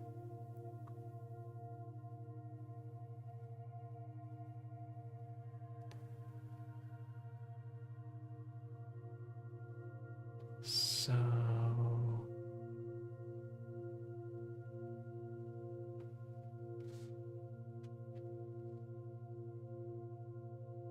oops.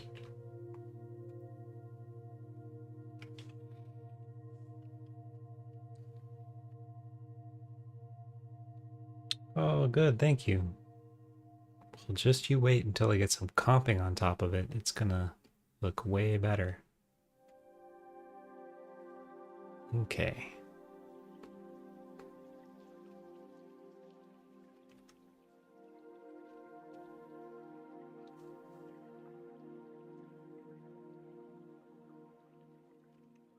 Use alpha.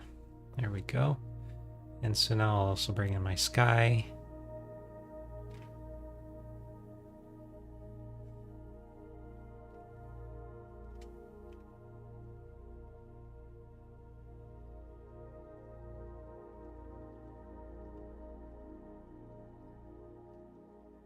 How was your week, Kai?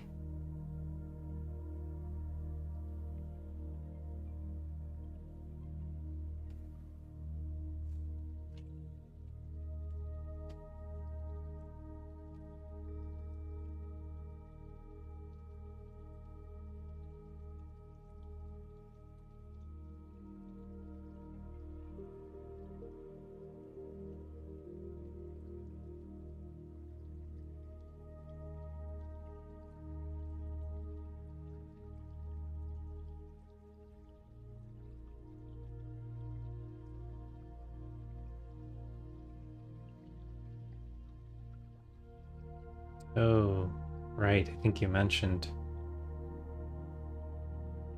Oh my gosh, your eye hurts when you run? Oh, jeez. I'm so sorry.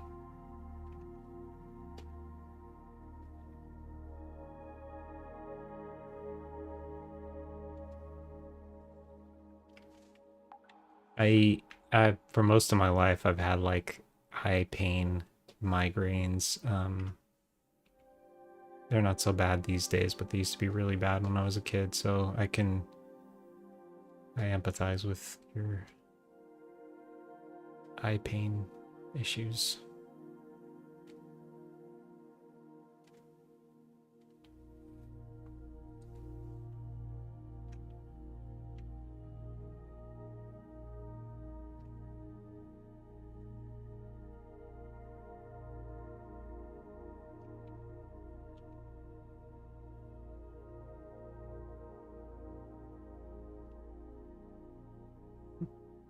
Okay, did something wrong there.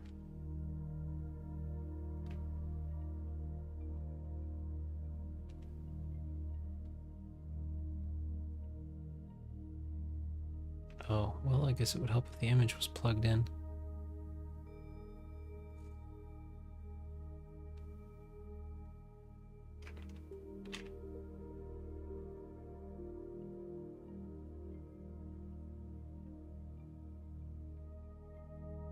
Okay, so there's our mist. I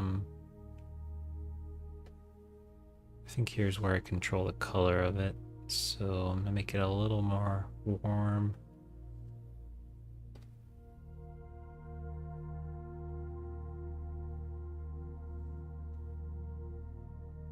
Yeah, I think it is so scary to lose sight, especially for an artist. Oh yeah, absolutely. I started getting really bad eye floaties a couple years ago, and it was terrifying. I was having major anxiety over it. Luckily, it didn't get any worse. It hasn't progressed, so it's just it's become something to just live with. But yeah, it can be scary. Yeah, floaties. They're just annoying. I mean, luckily they're not. There are worse things.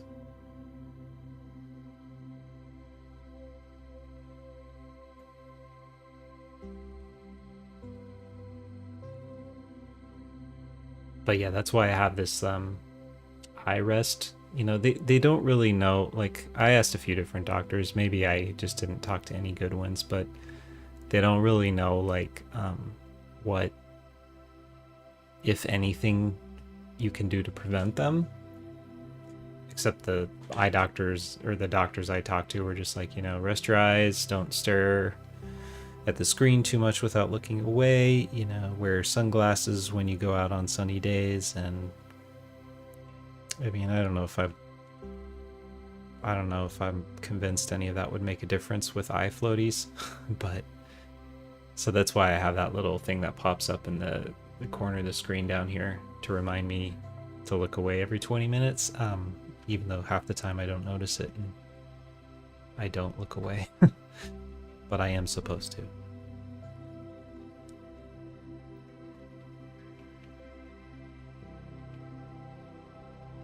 I figure, I mean, it can only help anyway, right? If anything, it'll help with the, you know, keep you from developing a need to wear strong prescriptions. Really intense on the screen. Yeah, I'll strain my eyes for 12 hours, then if they're burning, a few eye droplets. Yeah. You two know how to rock it. That's the hardcore way. This is the way that I usually end up working too, but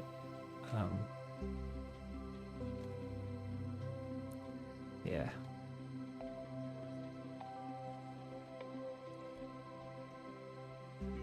All right, so this is the basic thing. I don't think we're gonna need to use this, so I'll just take this out.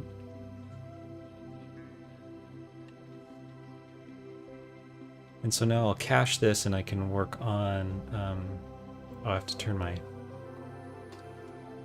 Turbo Tools add-on back on. It was causing some trouble earlier, so I turned it off.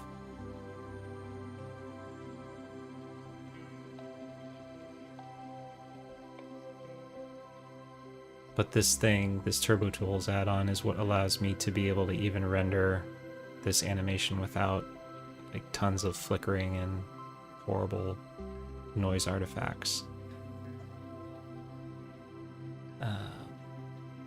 Just have to do this.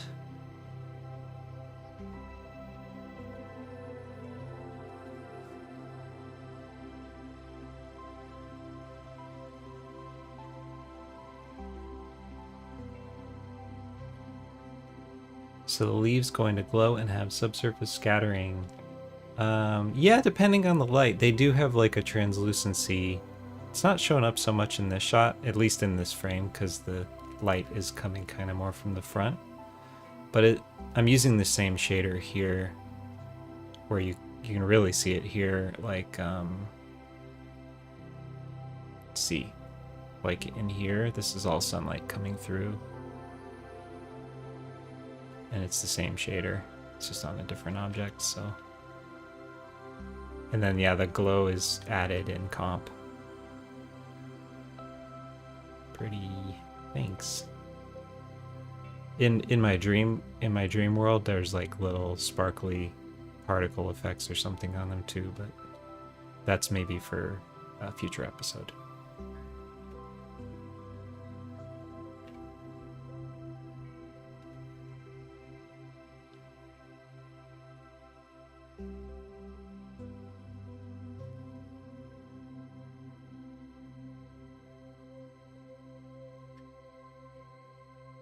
So this Turbo Tools thing also has some handy built-in utilities. This is not a commercial for the add-on, by the way, but I'm just kind of talking through my workflow. It allows you to cache different steps of your comp process so that it keeps it, even with the old slow Blender compositor, you can still kind of work decently fast.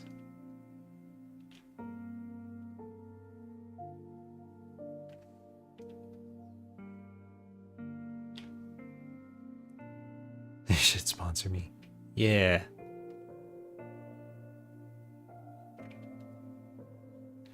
Oof. Okay, so we're gonna reset these nodes. We're just gonna start fresh. these two here just kind of like, supposedly they help kind of bring all the greens of the trees together, but let's see here. They seem to be doing the opposite.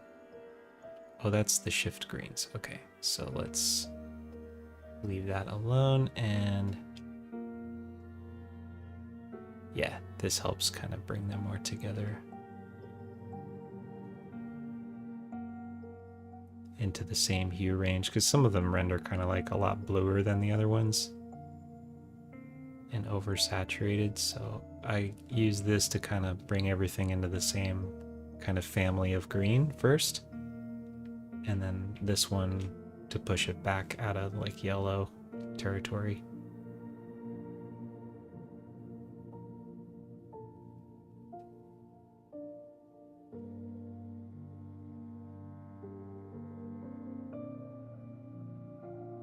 Supposedly, yeah, that's too much.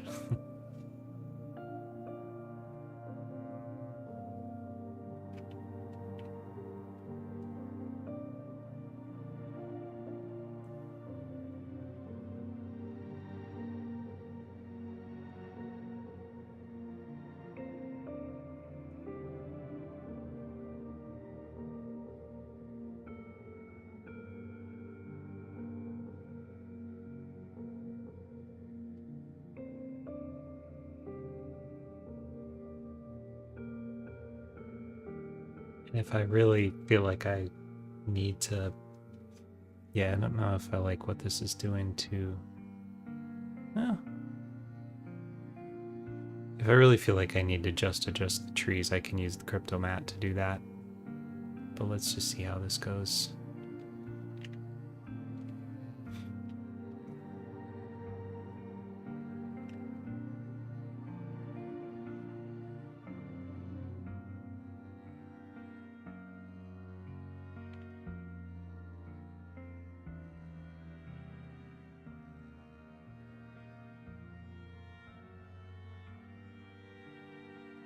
And I'm mostly just using this node for cranking up the saturation.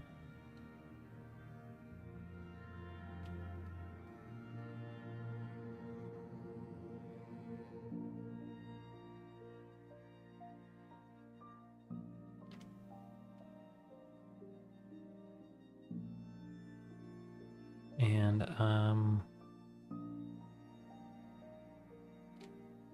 kind of put a warm cast on everything with this one here, and any final like contrast adjustments.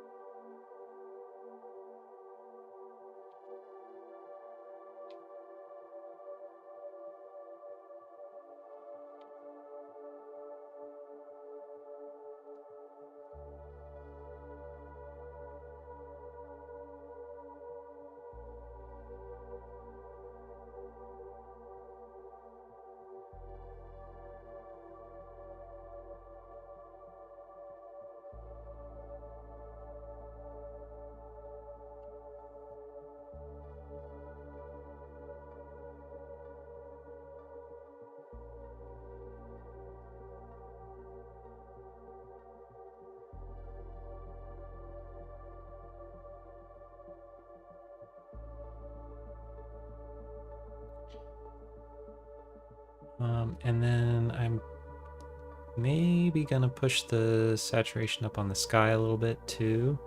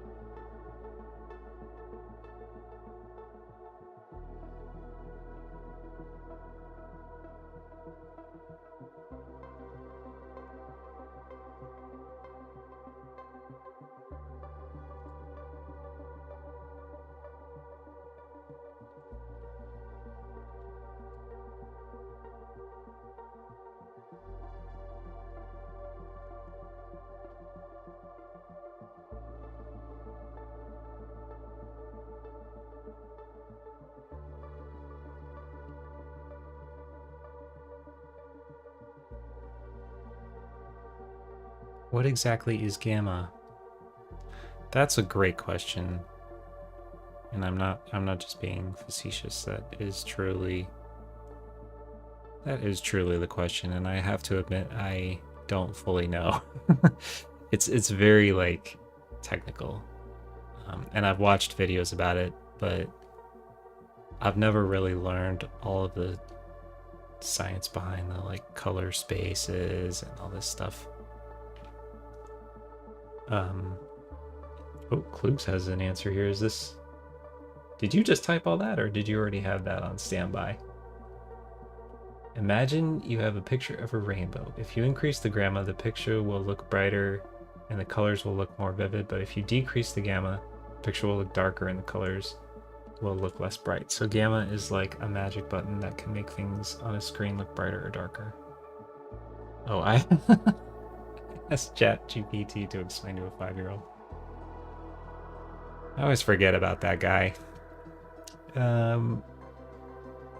Yeah. I mean, yeah, that's a good answer for... If you don't really want to know the nuts and bolts of why that is, then that's a great answer.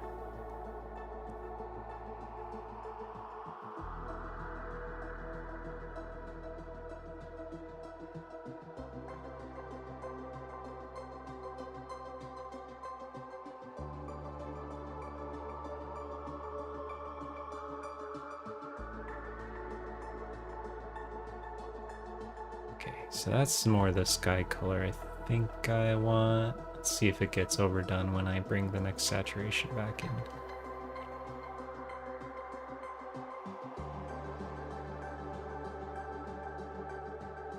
in. Oof. Yeah, it's not... It's all too green.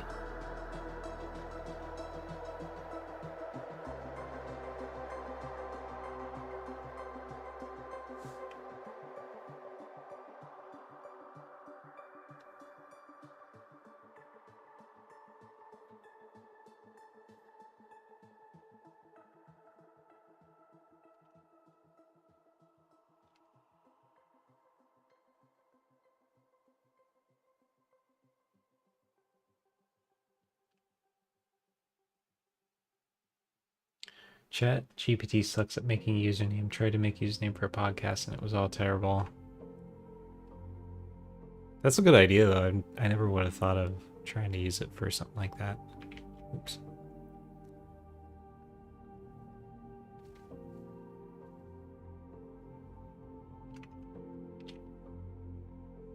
Oh, how is it that this is turning so yellow?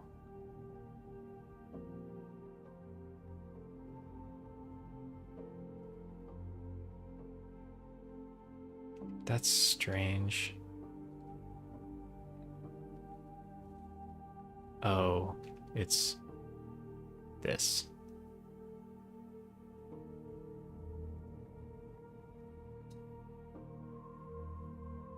Right? Nope. I think it's something to do with my mist pass I'm laying over everything. I think that's tinting.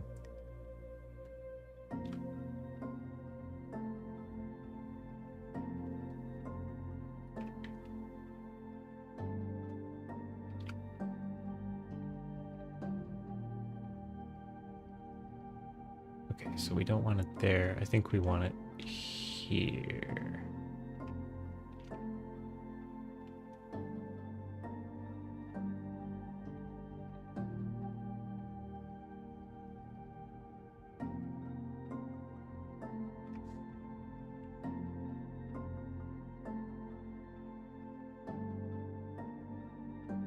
Yes, that was it. Okay, so that should be fixed.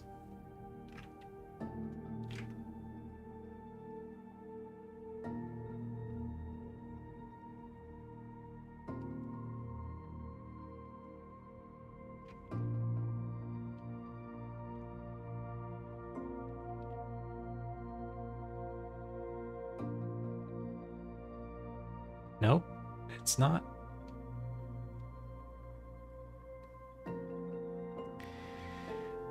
Hmm.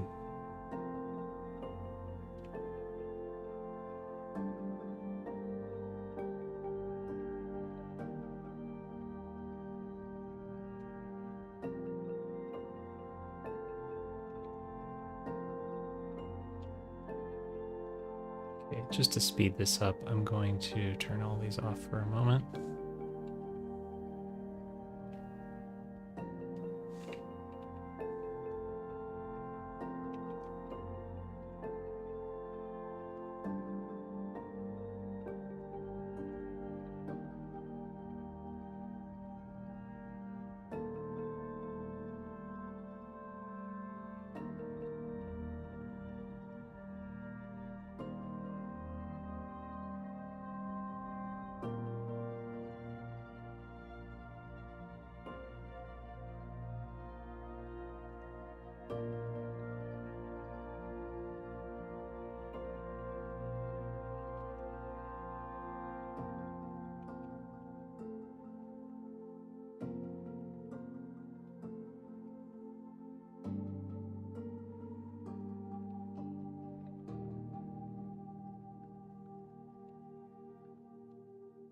Okay. So it is confirmed that the mist is not turning the sky yellow. Am I just imagining things? Doesn't it seem like the sky turns more yellow?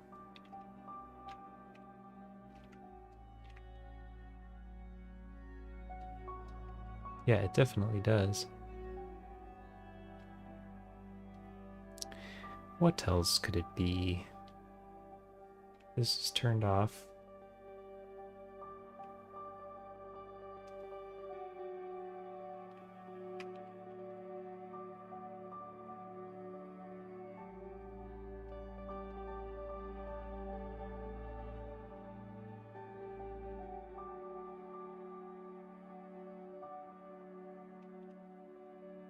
Yeah. Huh.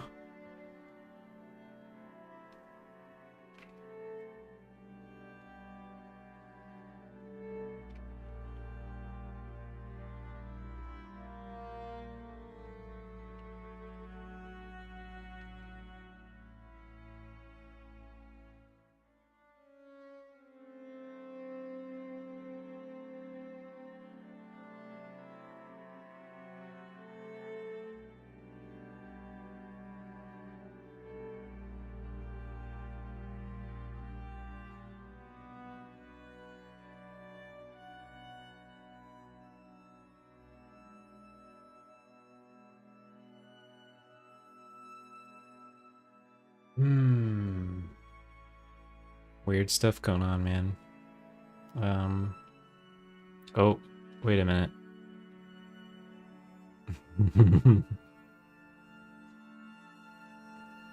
Mm-hmm. Sneaky. All right.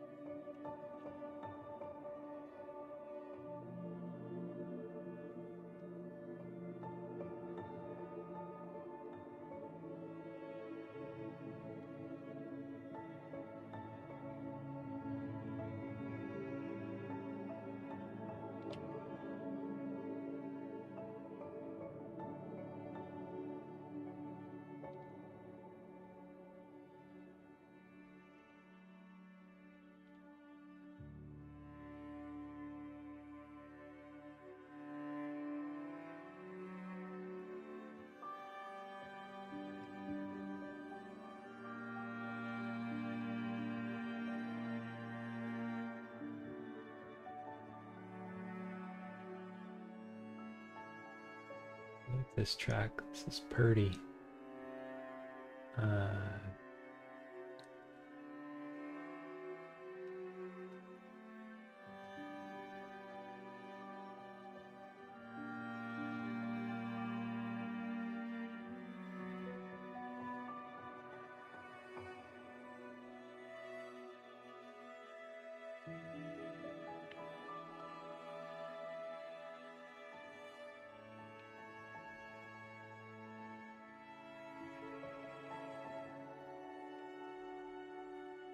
So yeah, anyway, back on the gamma thing.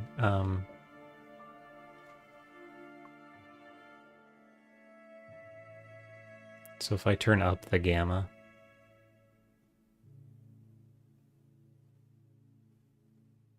and down the gamma,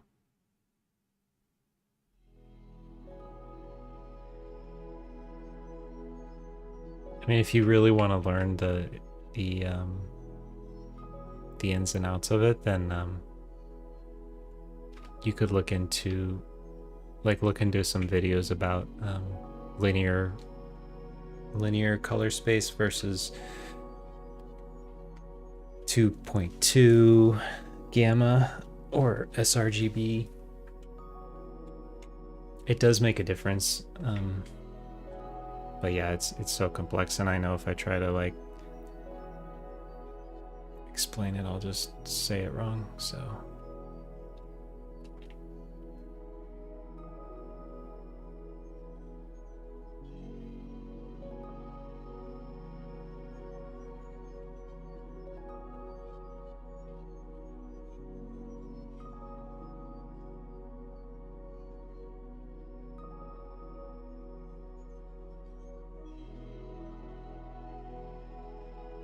I overdid it on the I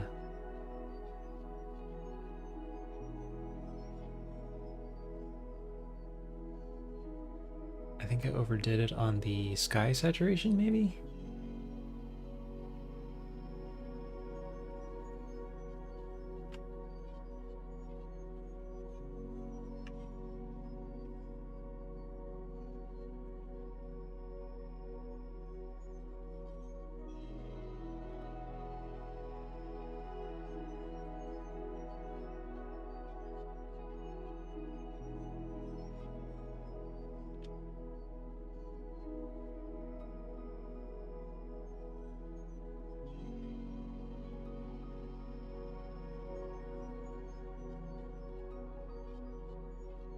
And so then we got some lens distortion, which also adds a little bit of that chromatic aberration fringing on the edges. And then my personal favorite, first I'm going to cache this, but mine, and I think a lot of other people's too, because people love to use it, is the glare effect.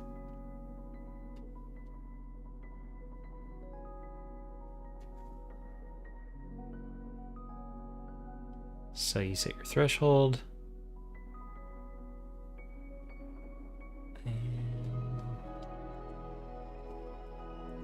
As tempting as it is to overdo it, I'm trying not to overdo it too much on every shot, because it would get kind of visually tiring if you can see it in every shot for the whole episode. So I'm trying to save it for moments when it really matters, like here, and then otherwise keep it pretty subtle. So I set the threshold so that only just a few spots have it.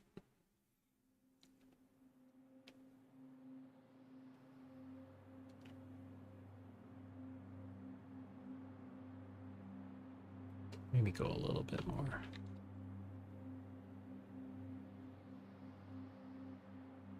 Can't even really see it in this shot, but that's okay. And then I have a vignette on there, so this is what the final comp ends up looking like. The vignettes may be a little strong here. Let me turn that down.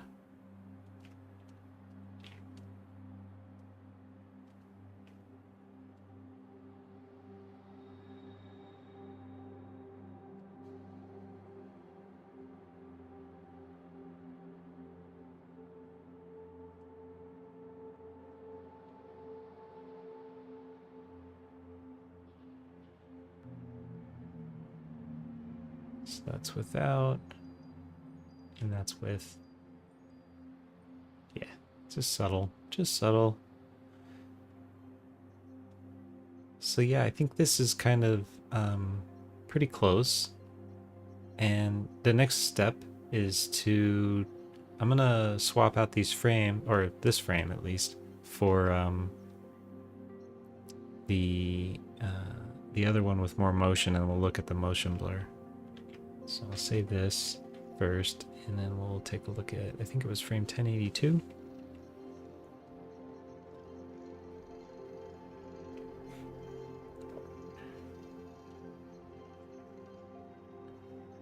And uncache this.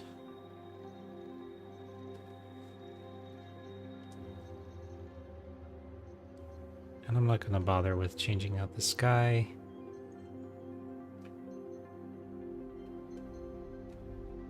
You can see our mist pass is working pretty well back there. That's good. And if I turn this puppy on, we should have some motion blur.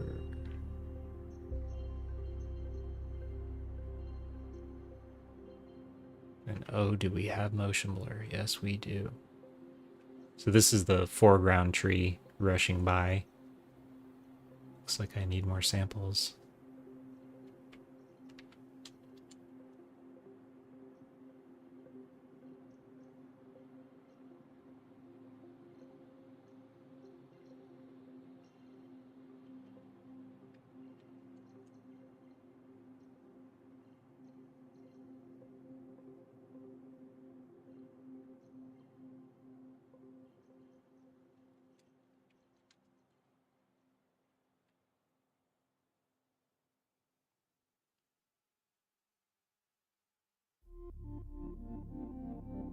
Okay, that'll probably work.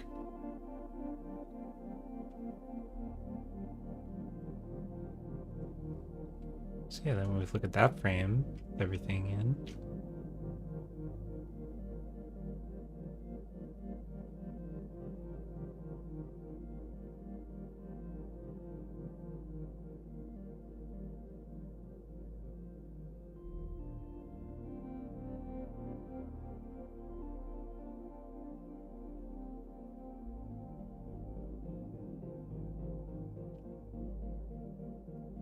Let's also take a look at this frame again. Although I think I used old lighting for that, so never mind. I'm just going to render one more frame of the very beginning of the shot. And maybe I will actually be able to run this overnight tonight. That would be amazing.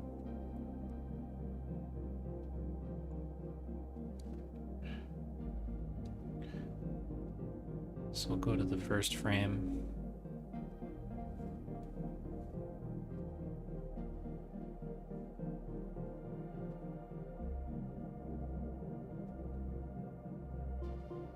Got our transparent film.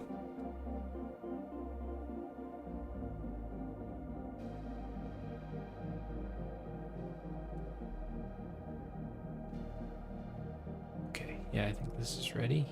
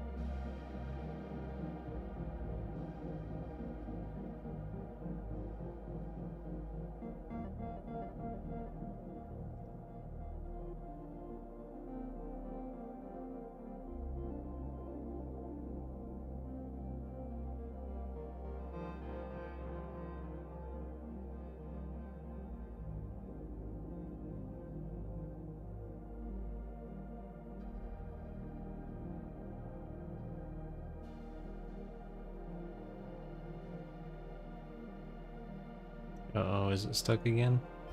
Nope.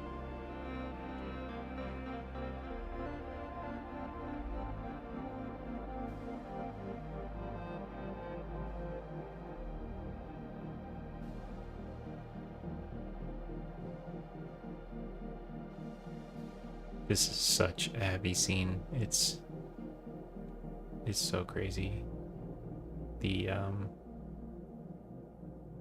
The forest, the characters, the ground mesh, which is subdivided a bunch to get all that bumpiness in the ground, and the fur on Zinda and all the trees. Yeah, it's a very heavy scene. This is probably going to be one of the most slow to render shots in the episode.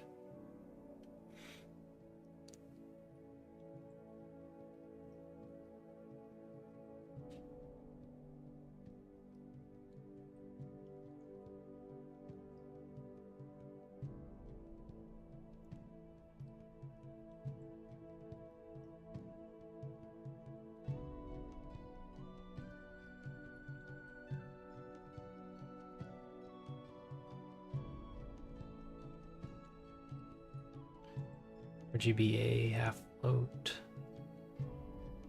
Okay.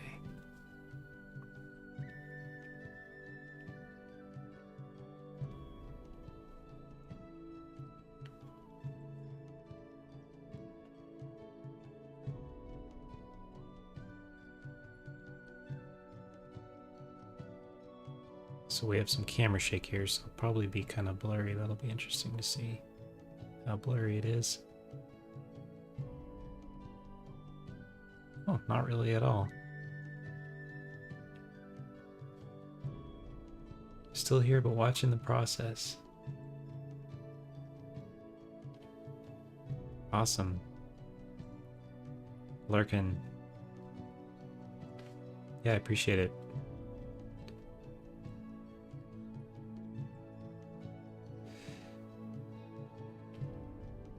Let's see, how does this look on my other screen? I think there's some weird stuff. It's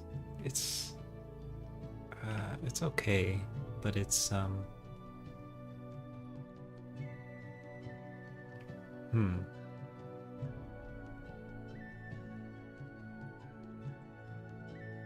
it's definitely not what I was imagining. I think for one thing, it might be good to animate the exposure of the sky so that when we're down here in the dark forest at the beginning of the shot,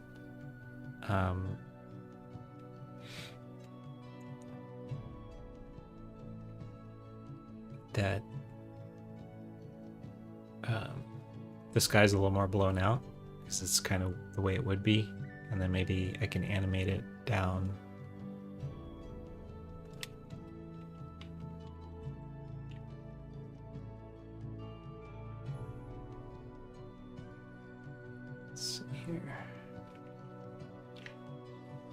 Turn this off so it's a little faster. Or even cache this.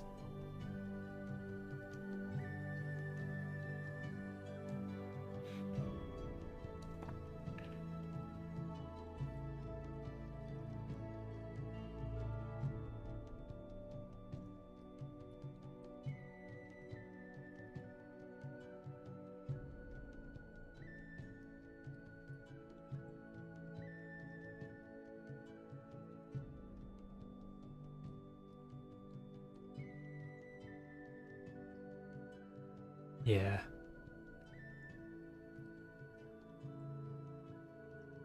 Yeah, it doesn't even have to be much, just a little something I think helps.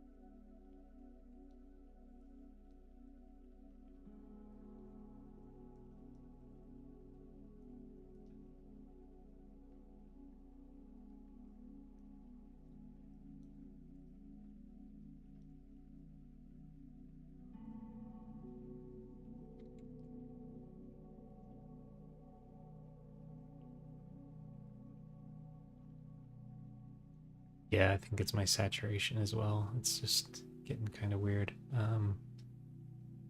Too much.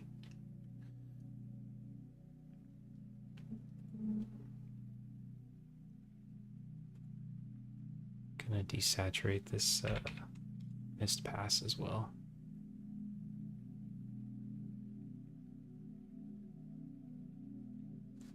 Just so that it matches a little better. It's not so yellow back there by the cloud. Yeah, so I think this is looking a little better.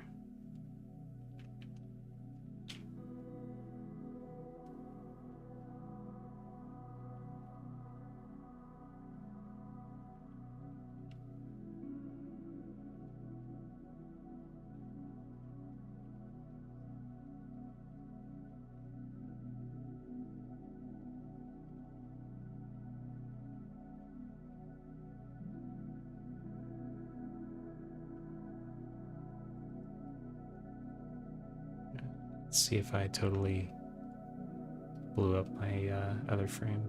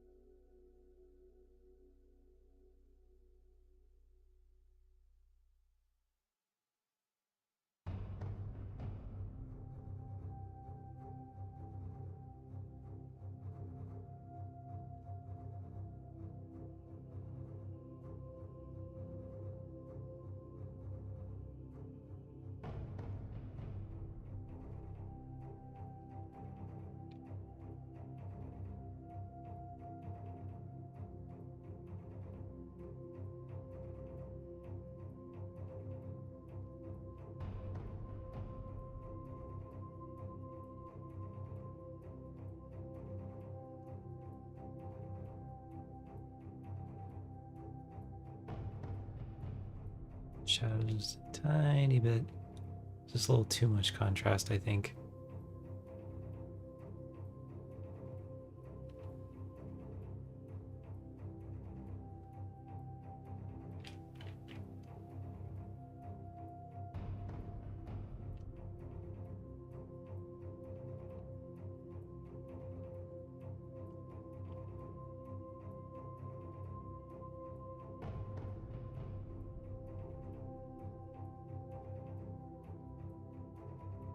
Oh. Yeah, I may come back to this one.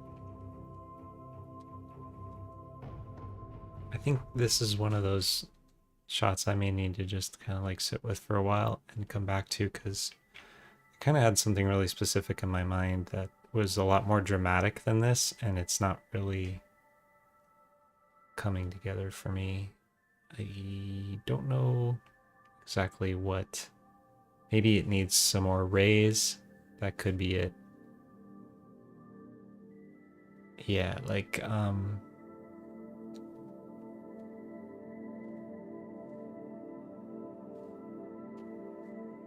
something that kind of like makes things a little more obscured and foggy. So like,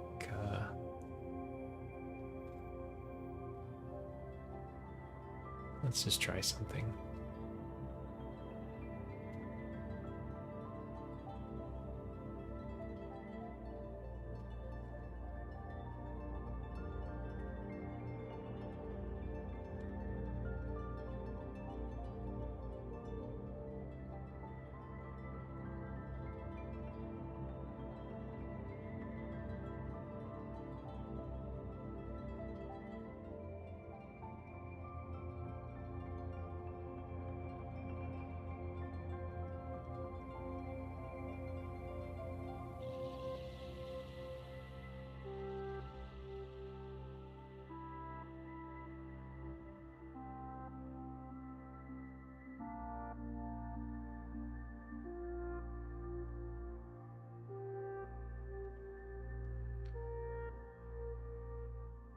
Like, and also maybe some sort of like haziness, I think.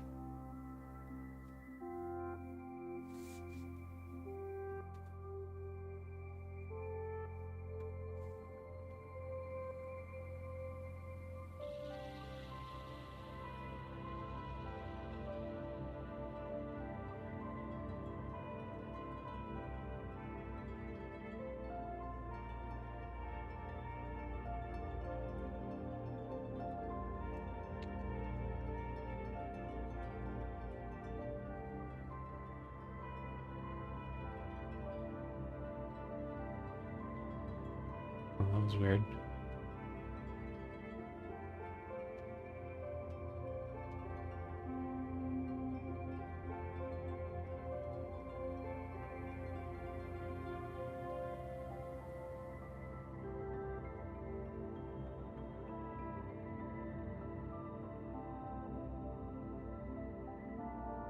Oh, I know what I did.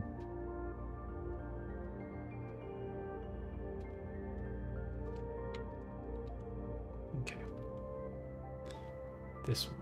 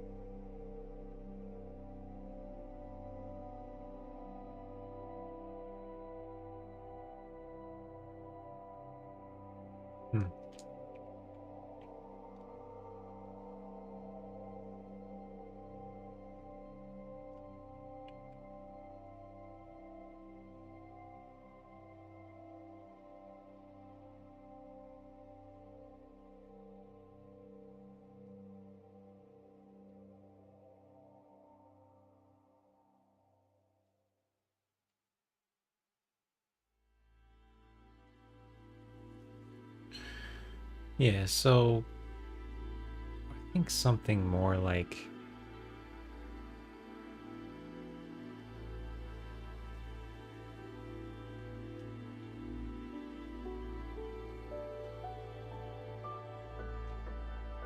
something more hazy and is kind of what I had in mind, and I might even need to do like a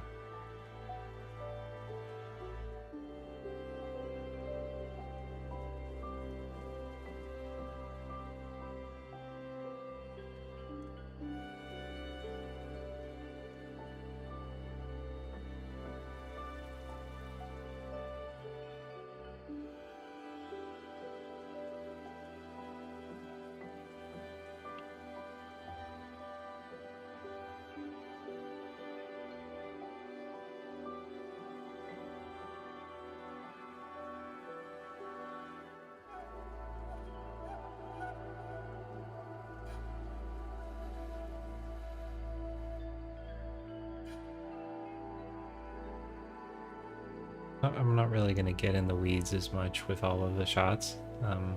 Obviously, I would never finish this thing if I did, but I feel like this shot's kind of important.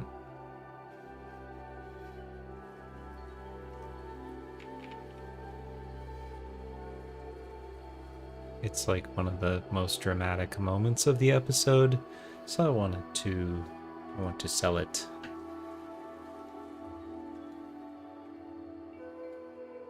So yeah, I think something like this is like a little bit more what I was imagining.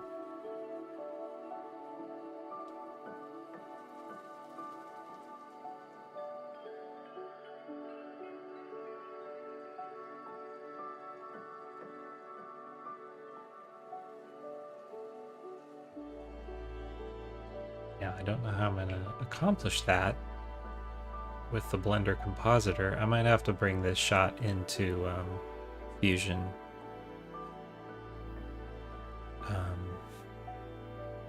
Which so far I've been able to avoid, but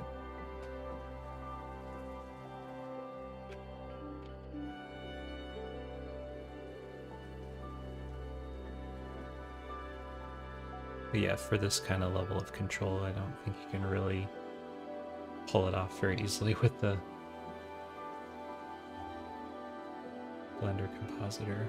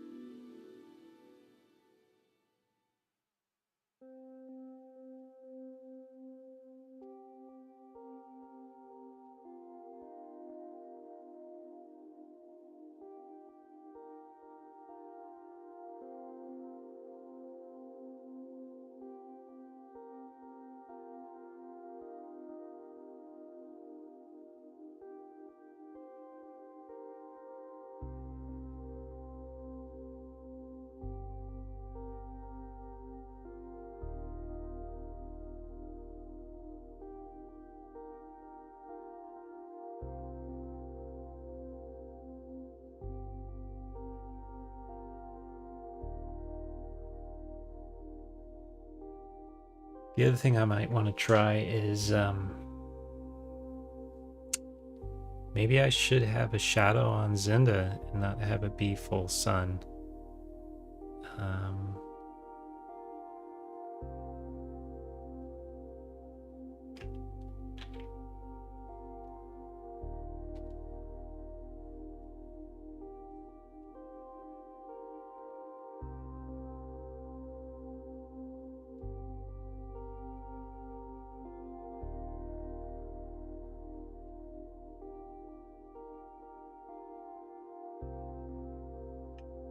Let's just try real quick. Let's try throwing another gobo on here.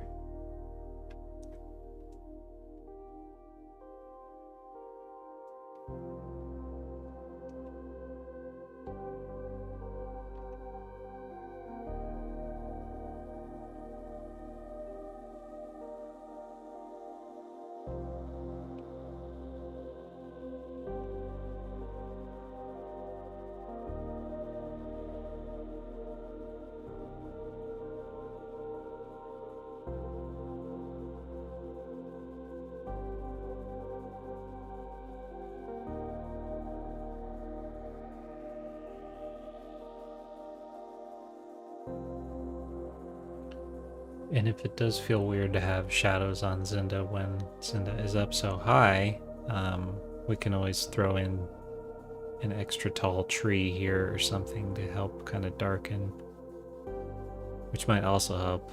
It might help even to kind of close everything in a little more. I did think it would be nice to have Zinda like up above all the trees, because that just, to me, makes like extra communication of just how tall. But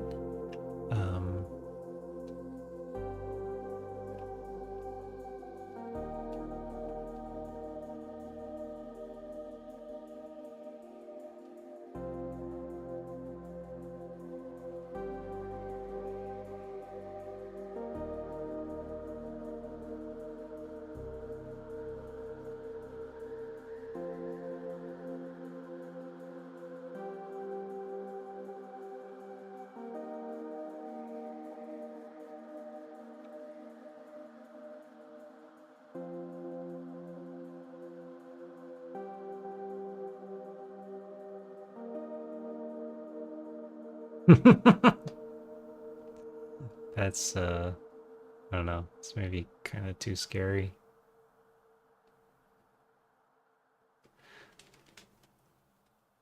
Just curious, how has your streaming experience been like for when you started streaming to now? I don't know. I feel like you've been here for it pretty much. My experience of it is that I enjoy it, you know, like I thought at first maybe I would stream every day that I was working, but some days I just don't feel like it because I don't want to listen to royalty-free music, and I just need to have a boring day sometimes where I have to get into the weeds over some drivers or something, and I don't want to have to feel any pressure to not curse under my breath. So some days I just like to be off stream, but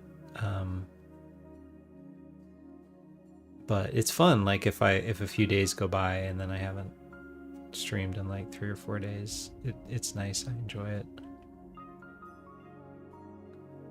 Definitely my favorite part so far, and I'm not just saying this, is getting to chat with you guys and have some company, because I work from home alone, obviously, so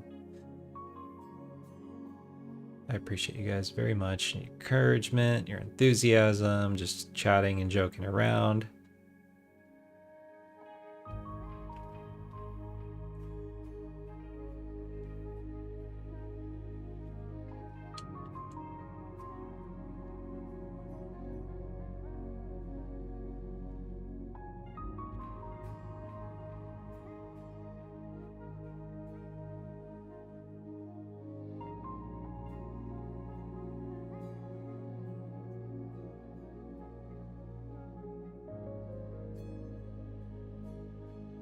Also, I think you helped me already with some,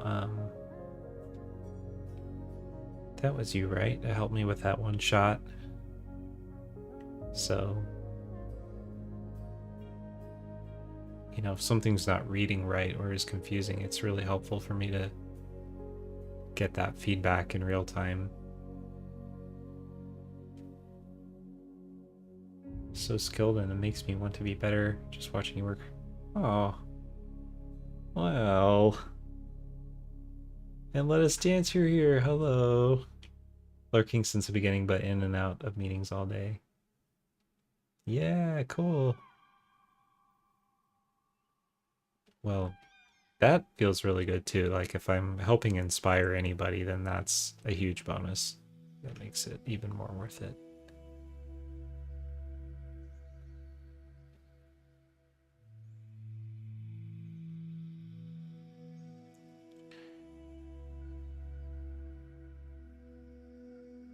Well, I hope you're having a nice day as well. Let us dance. It's nice to see you.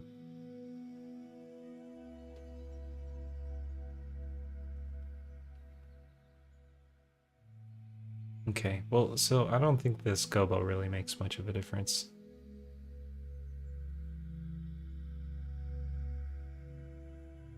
Just curious, I might, let's see.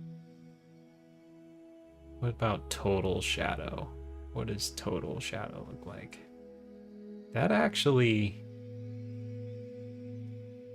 I feel like that's getting me closer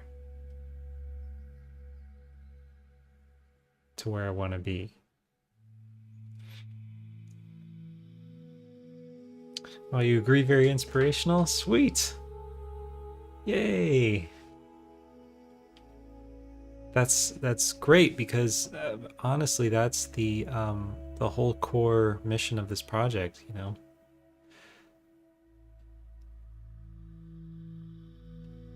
Just I don't know if this is like TMI or not, but I see a therapist every other week, and it's been so nice. I found a really great one. He really helps me a lot, and we talk about this project from time to time, because he's actually been really a huge supporter of this, and encouraging me to just like go for it. And like, I haven't had a paycheck in 6 months, so it's like a bit of a leap of faith, and he really encourages me, and he talks to me about you know mental health and emotional health of people and what's going on in our society, and we bounce ideas around. And I had a session with him yesterday, and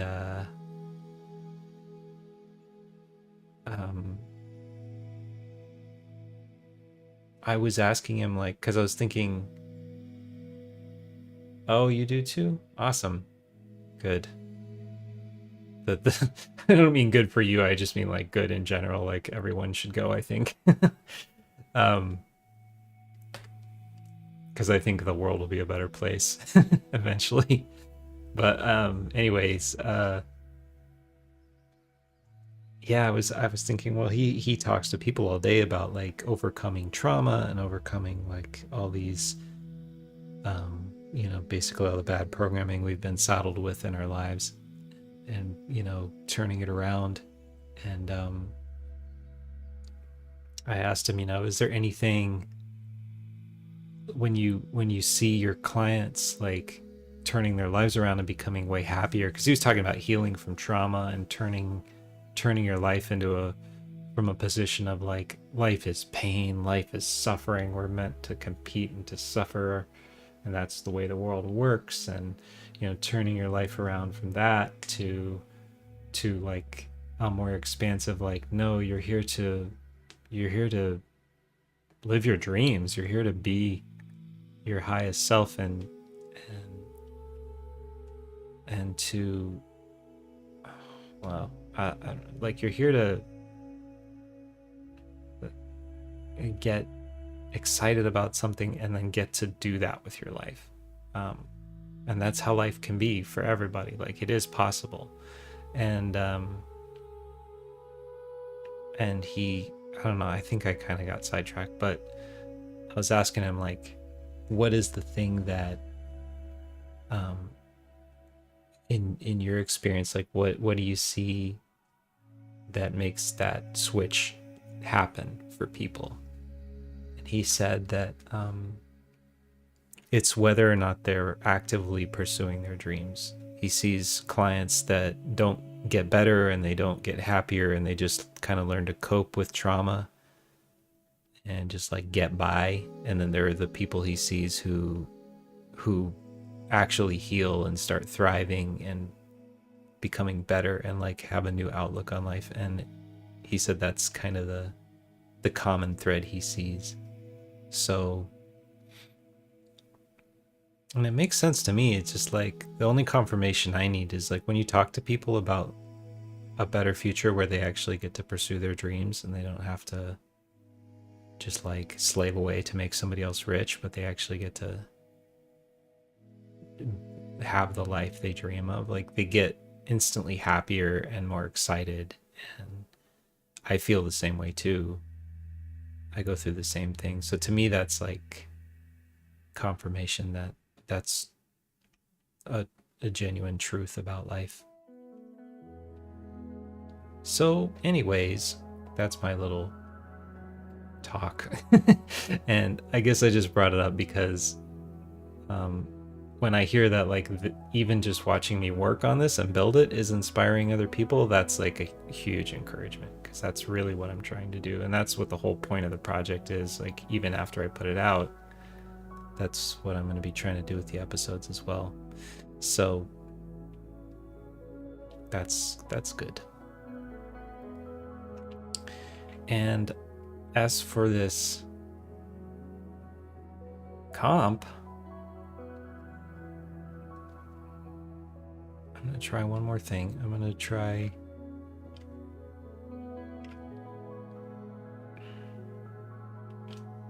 even though this isn't actually the right lighting, I think it might work to put kind of like a rim light on.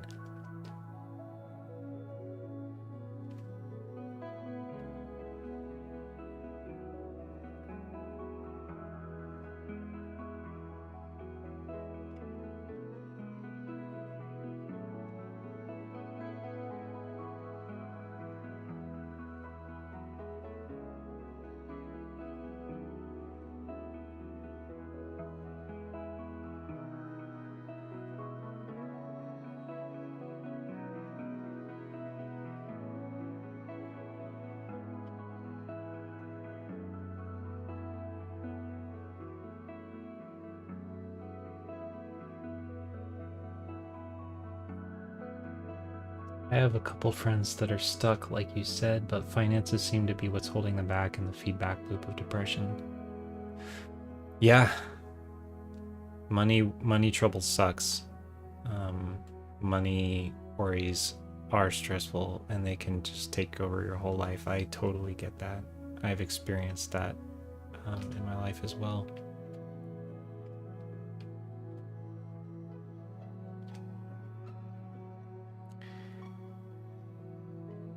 And I don't know what to say about it other than it doesn't have to be that way. And I don't mean that in like a flippant, well, they could just change their situation kind of way. I mean that in a like, our society doesn't have to be set up that way. It doesn't actually have to be that way. So I'd love to try to help move the ball in a better direction where it is not that way.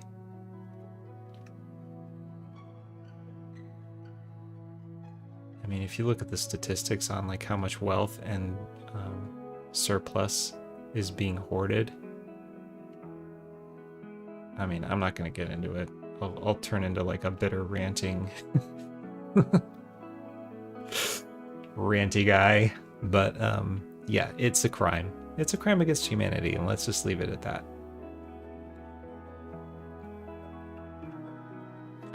Yeah, I'm trying to be there for them until they can get better jobs so they can start getting better. Yeah. Yeah, being stuck in that spot is tough. And I will be sending extra good energy for your friends, that they can break out of that. Break out of those chains.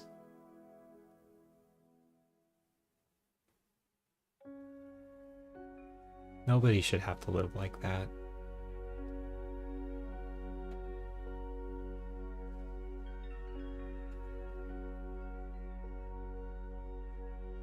I hope that they're able to be kind with themselves and understand that to be stressed in the situation they're in is totally natural and understandable, that there's nothing wrong with them for that.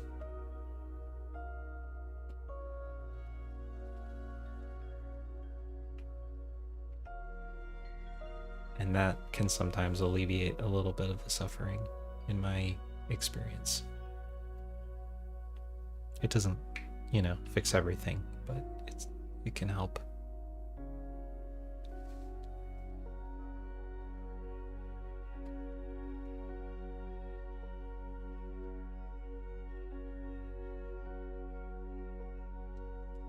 So real.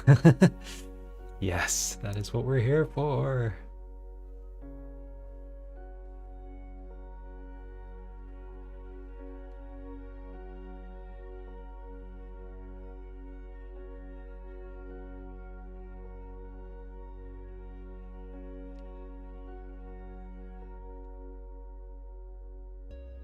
I think this lighting is working way better. I think it's an improvement. I'm gonna try rendering another one of this and drop it in my comp and see if I fixed it.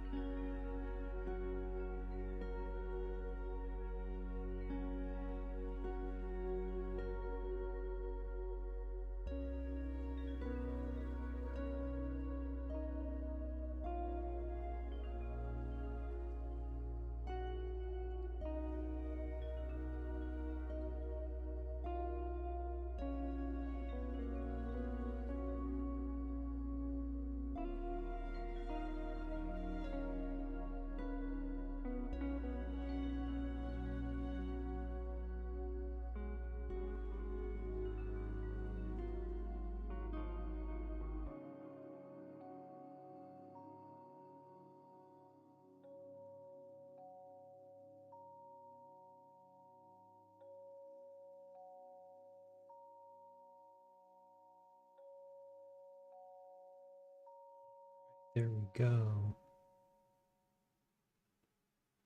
Ah, shoot. Dang it. Oh, man. Well, hopefully it'll reload the second time faster. I forgot the transparent film.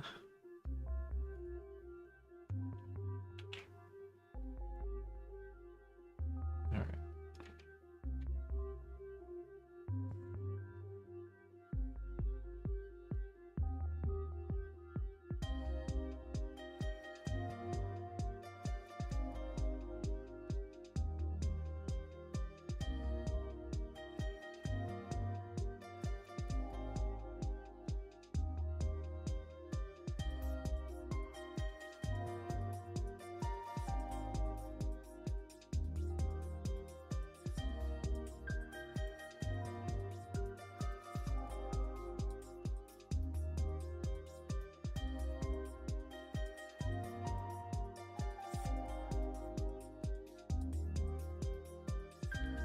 I just looked at my audio level. Music is way louder than I usually have it. Hopefully that hasn't been bothersome to anybody.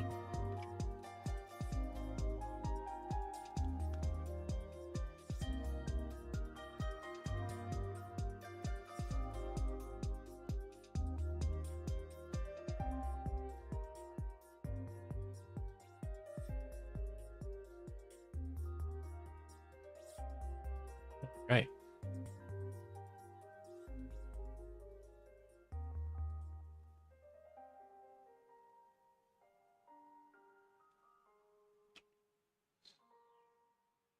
FG 1200.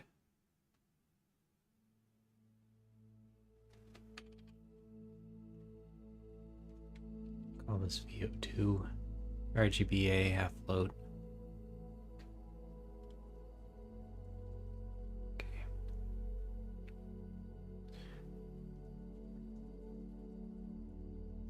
Yeah, I have a feeling this is gonna work better.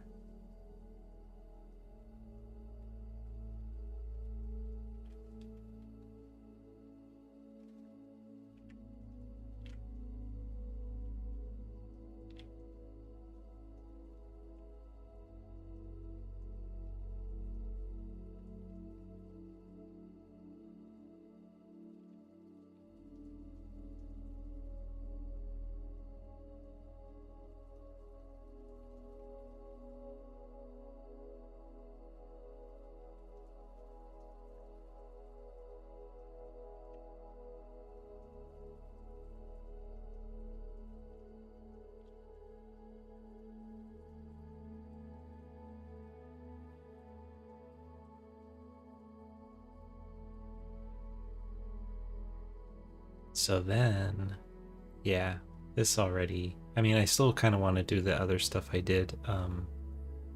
Not this intense, but maybe some rays, a little bit of haziness or something around here.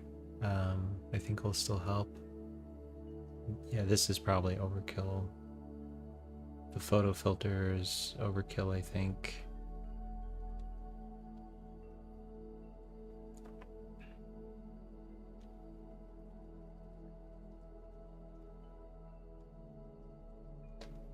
Can't really see it.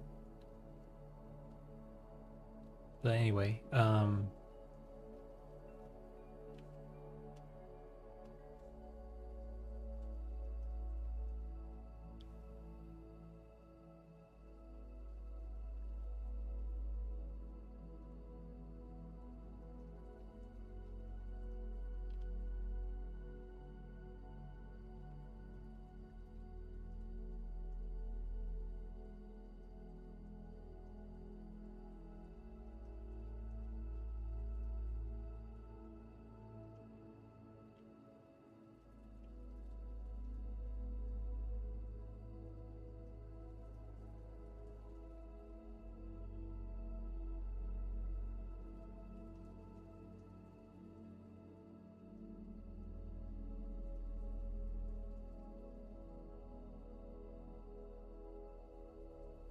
I was hoping maybe I'd catch those highlights on the leaves again without getting the clouds. Let's see. Yeah, the exposure is turned off.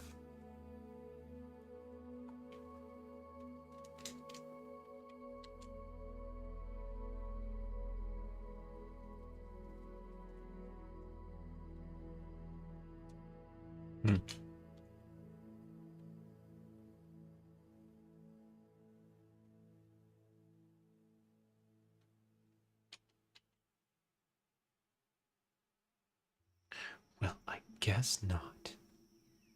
Let's see. Uncache this.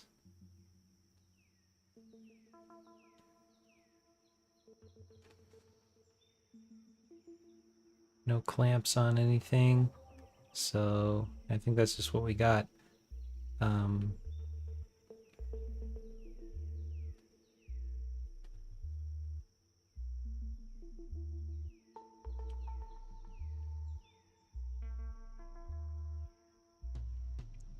I do have the highlights turned down.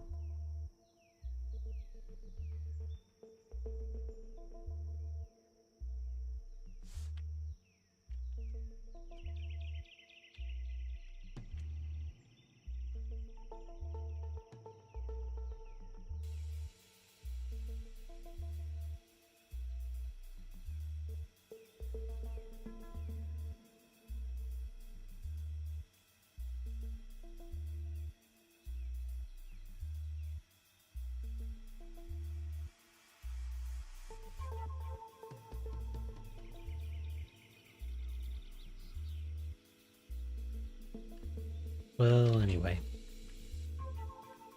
like I was saying before, we don't really need to go overboard with the glare on every single shot. It's just gonna get visually tiring anyway. I think this one's just this one's a tricky one. This one, there's just a couple shots in this episode I really want to look good. This is one of them. Another one was this one, which I feel happy with, and yeah, this one and this one and this one. So yeah, those are the ones like in my mind I can see the most vividly, and I feel like they're going to be some of the most dramatic shots in the episode. So I'm kind of spending a little more time on lighting and comp on these particular shots than I probably will on the rest of them. So yeah, I'm not calling this one done yet, but I am going to stop now because it's time for a break and a walk before it gets dark. And I think there's just way more work to be done on this than I can do tonight. And I may just end up comping it in Fusion anyway, so... okay, this is a journey. But, yeah, I think I'll end it here, and thanks you guys for hanging out and chatting. I loved our little conversation, and appreciate you as always. I hope you have a wonderful weekend, and I will see you next time. Bye bye.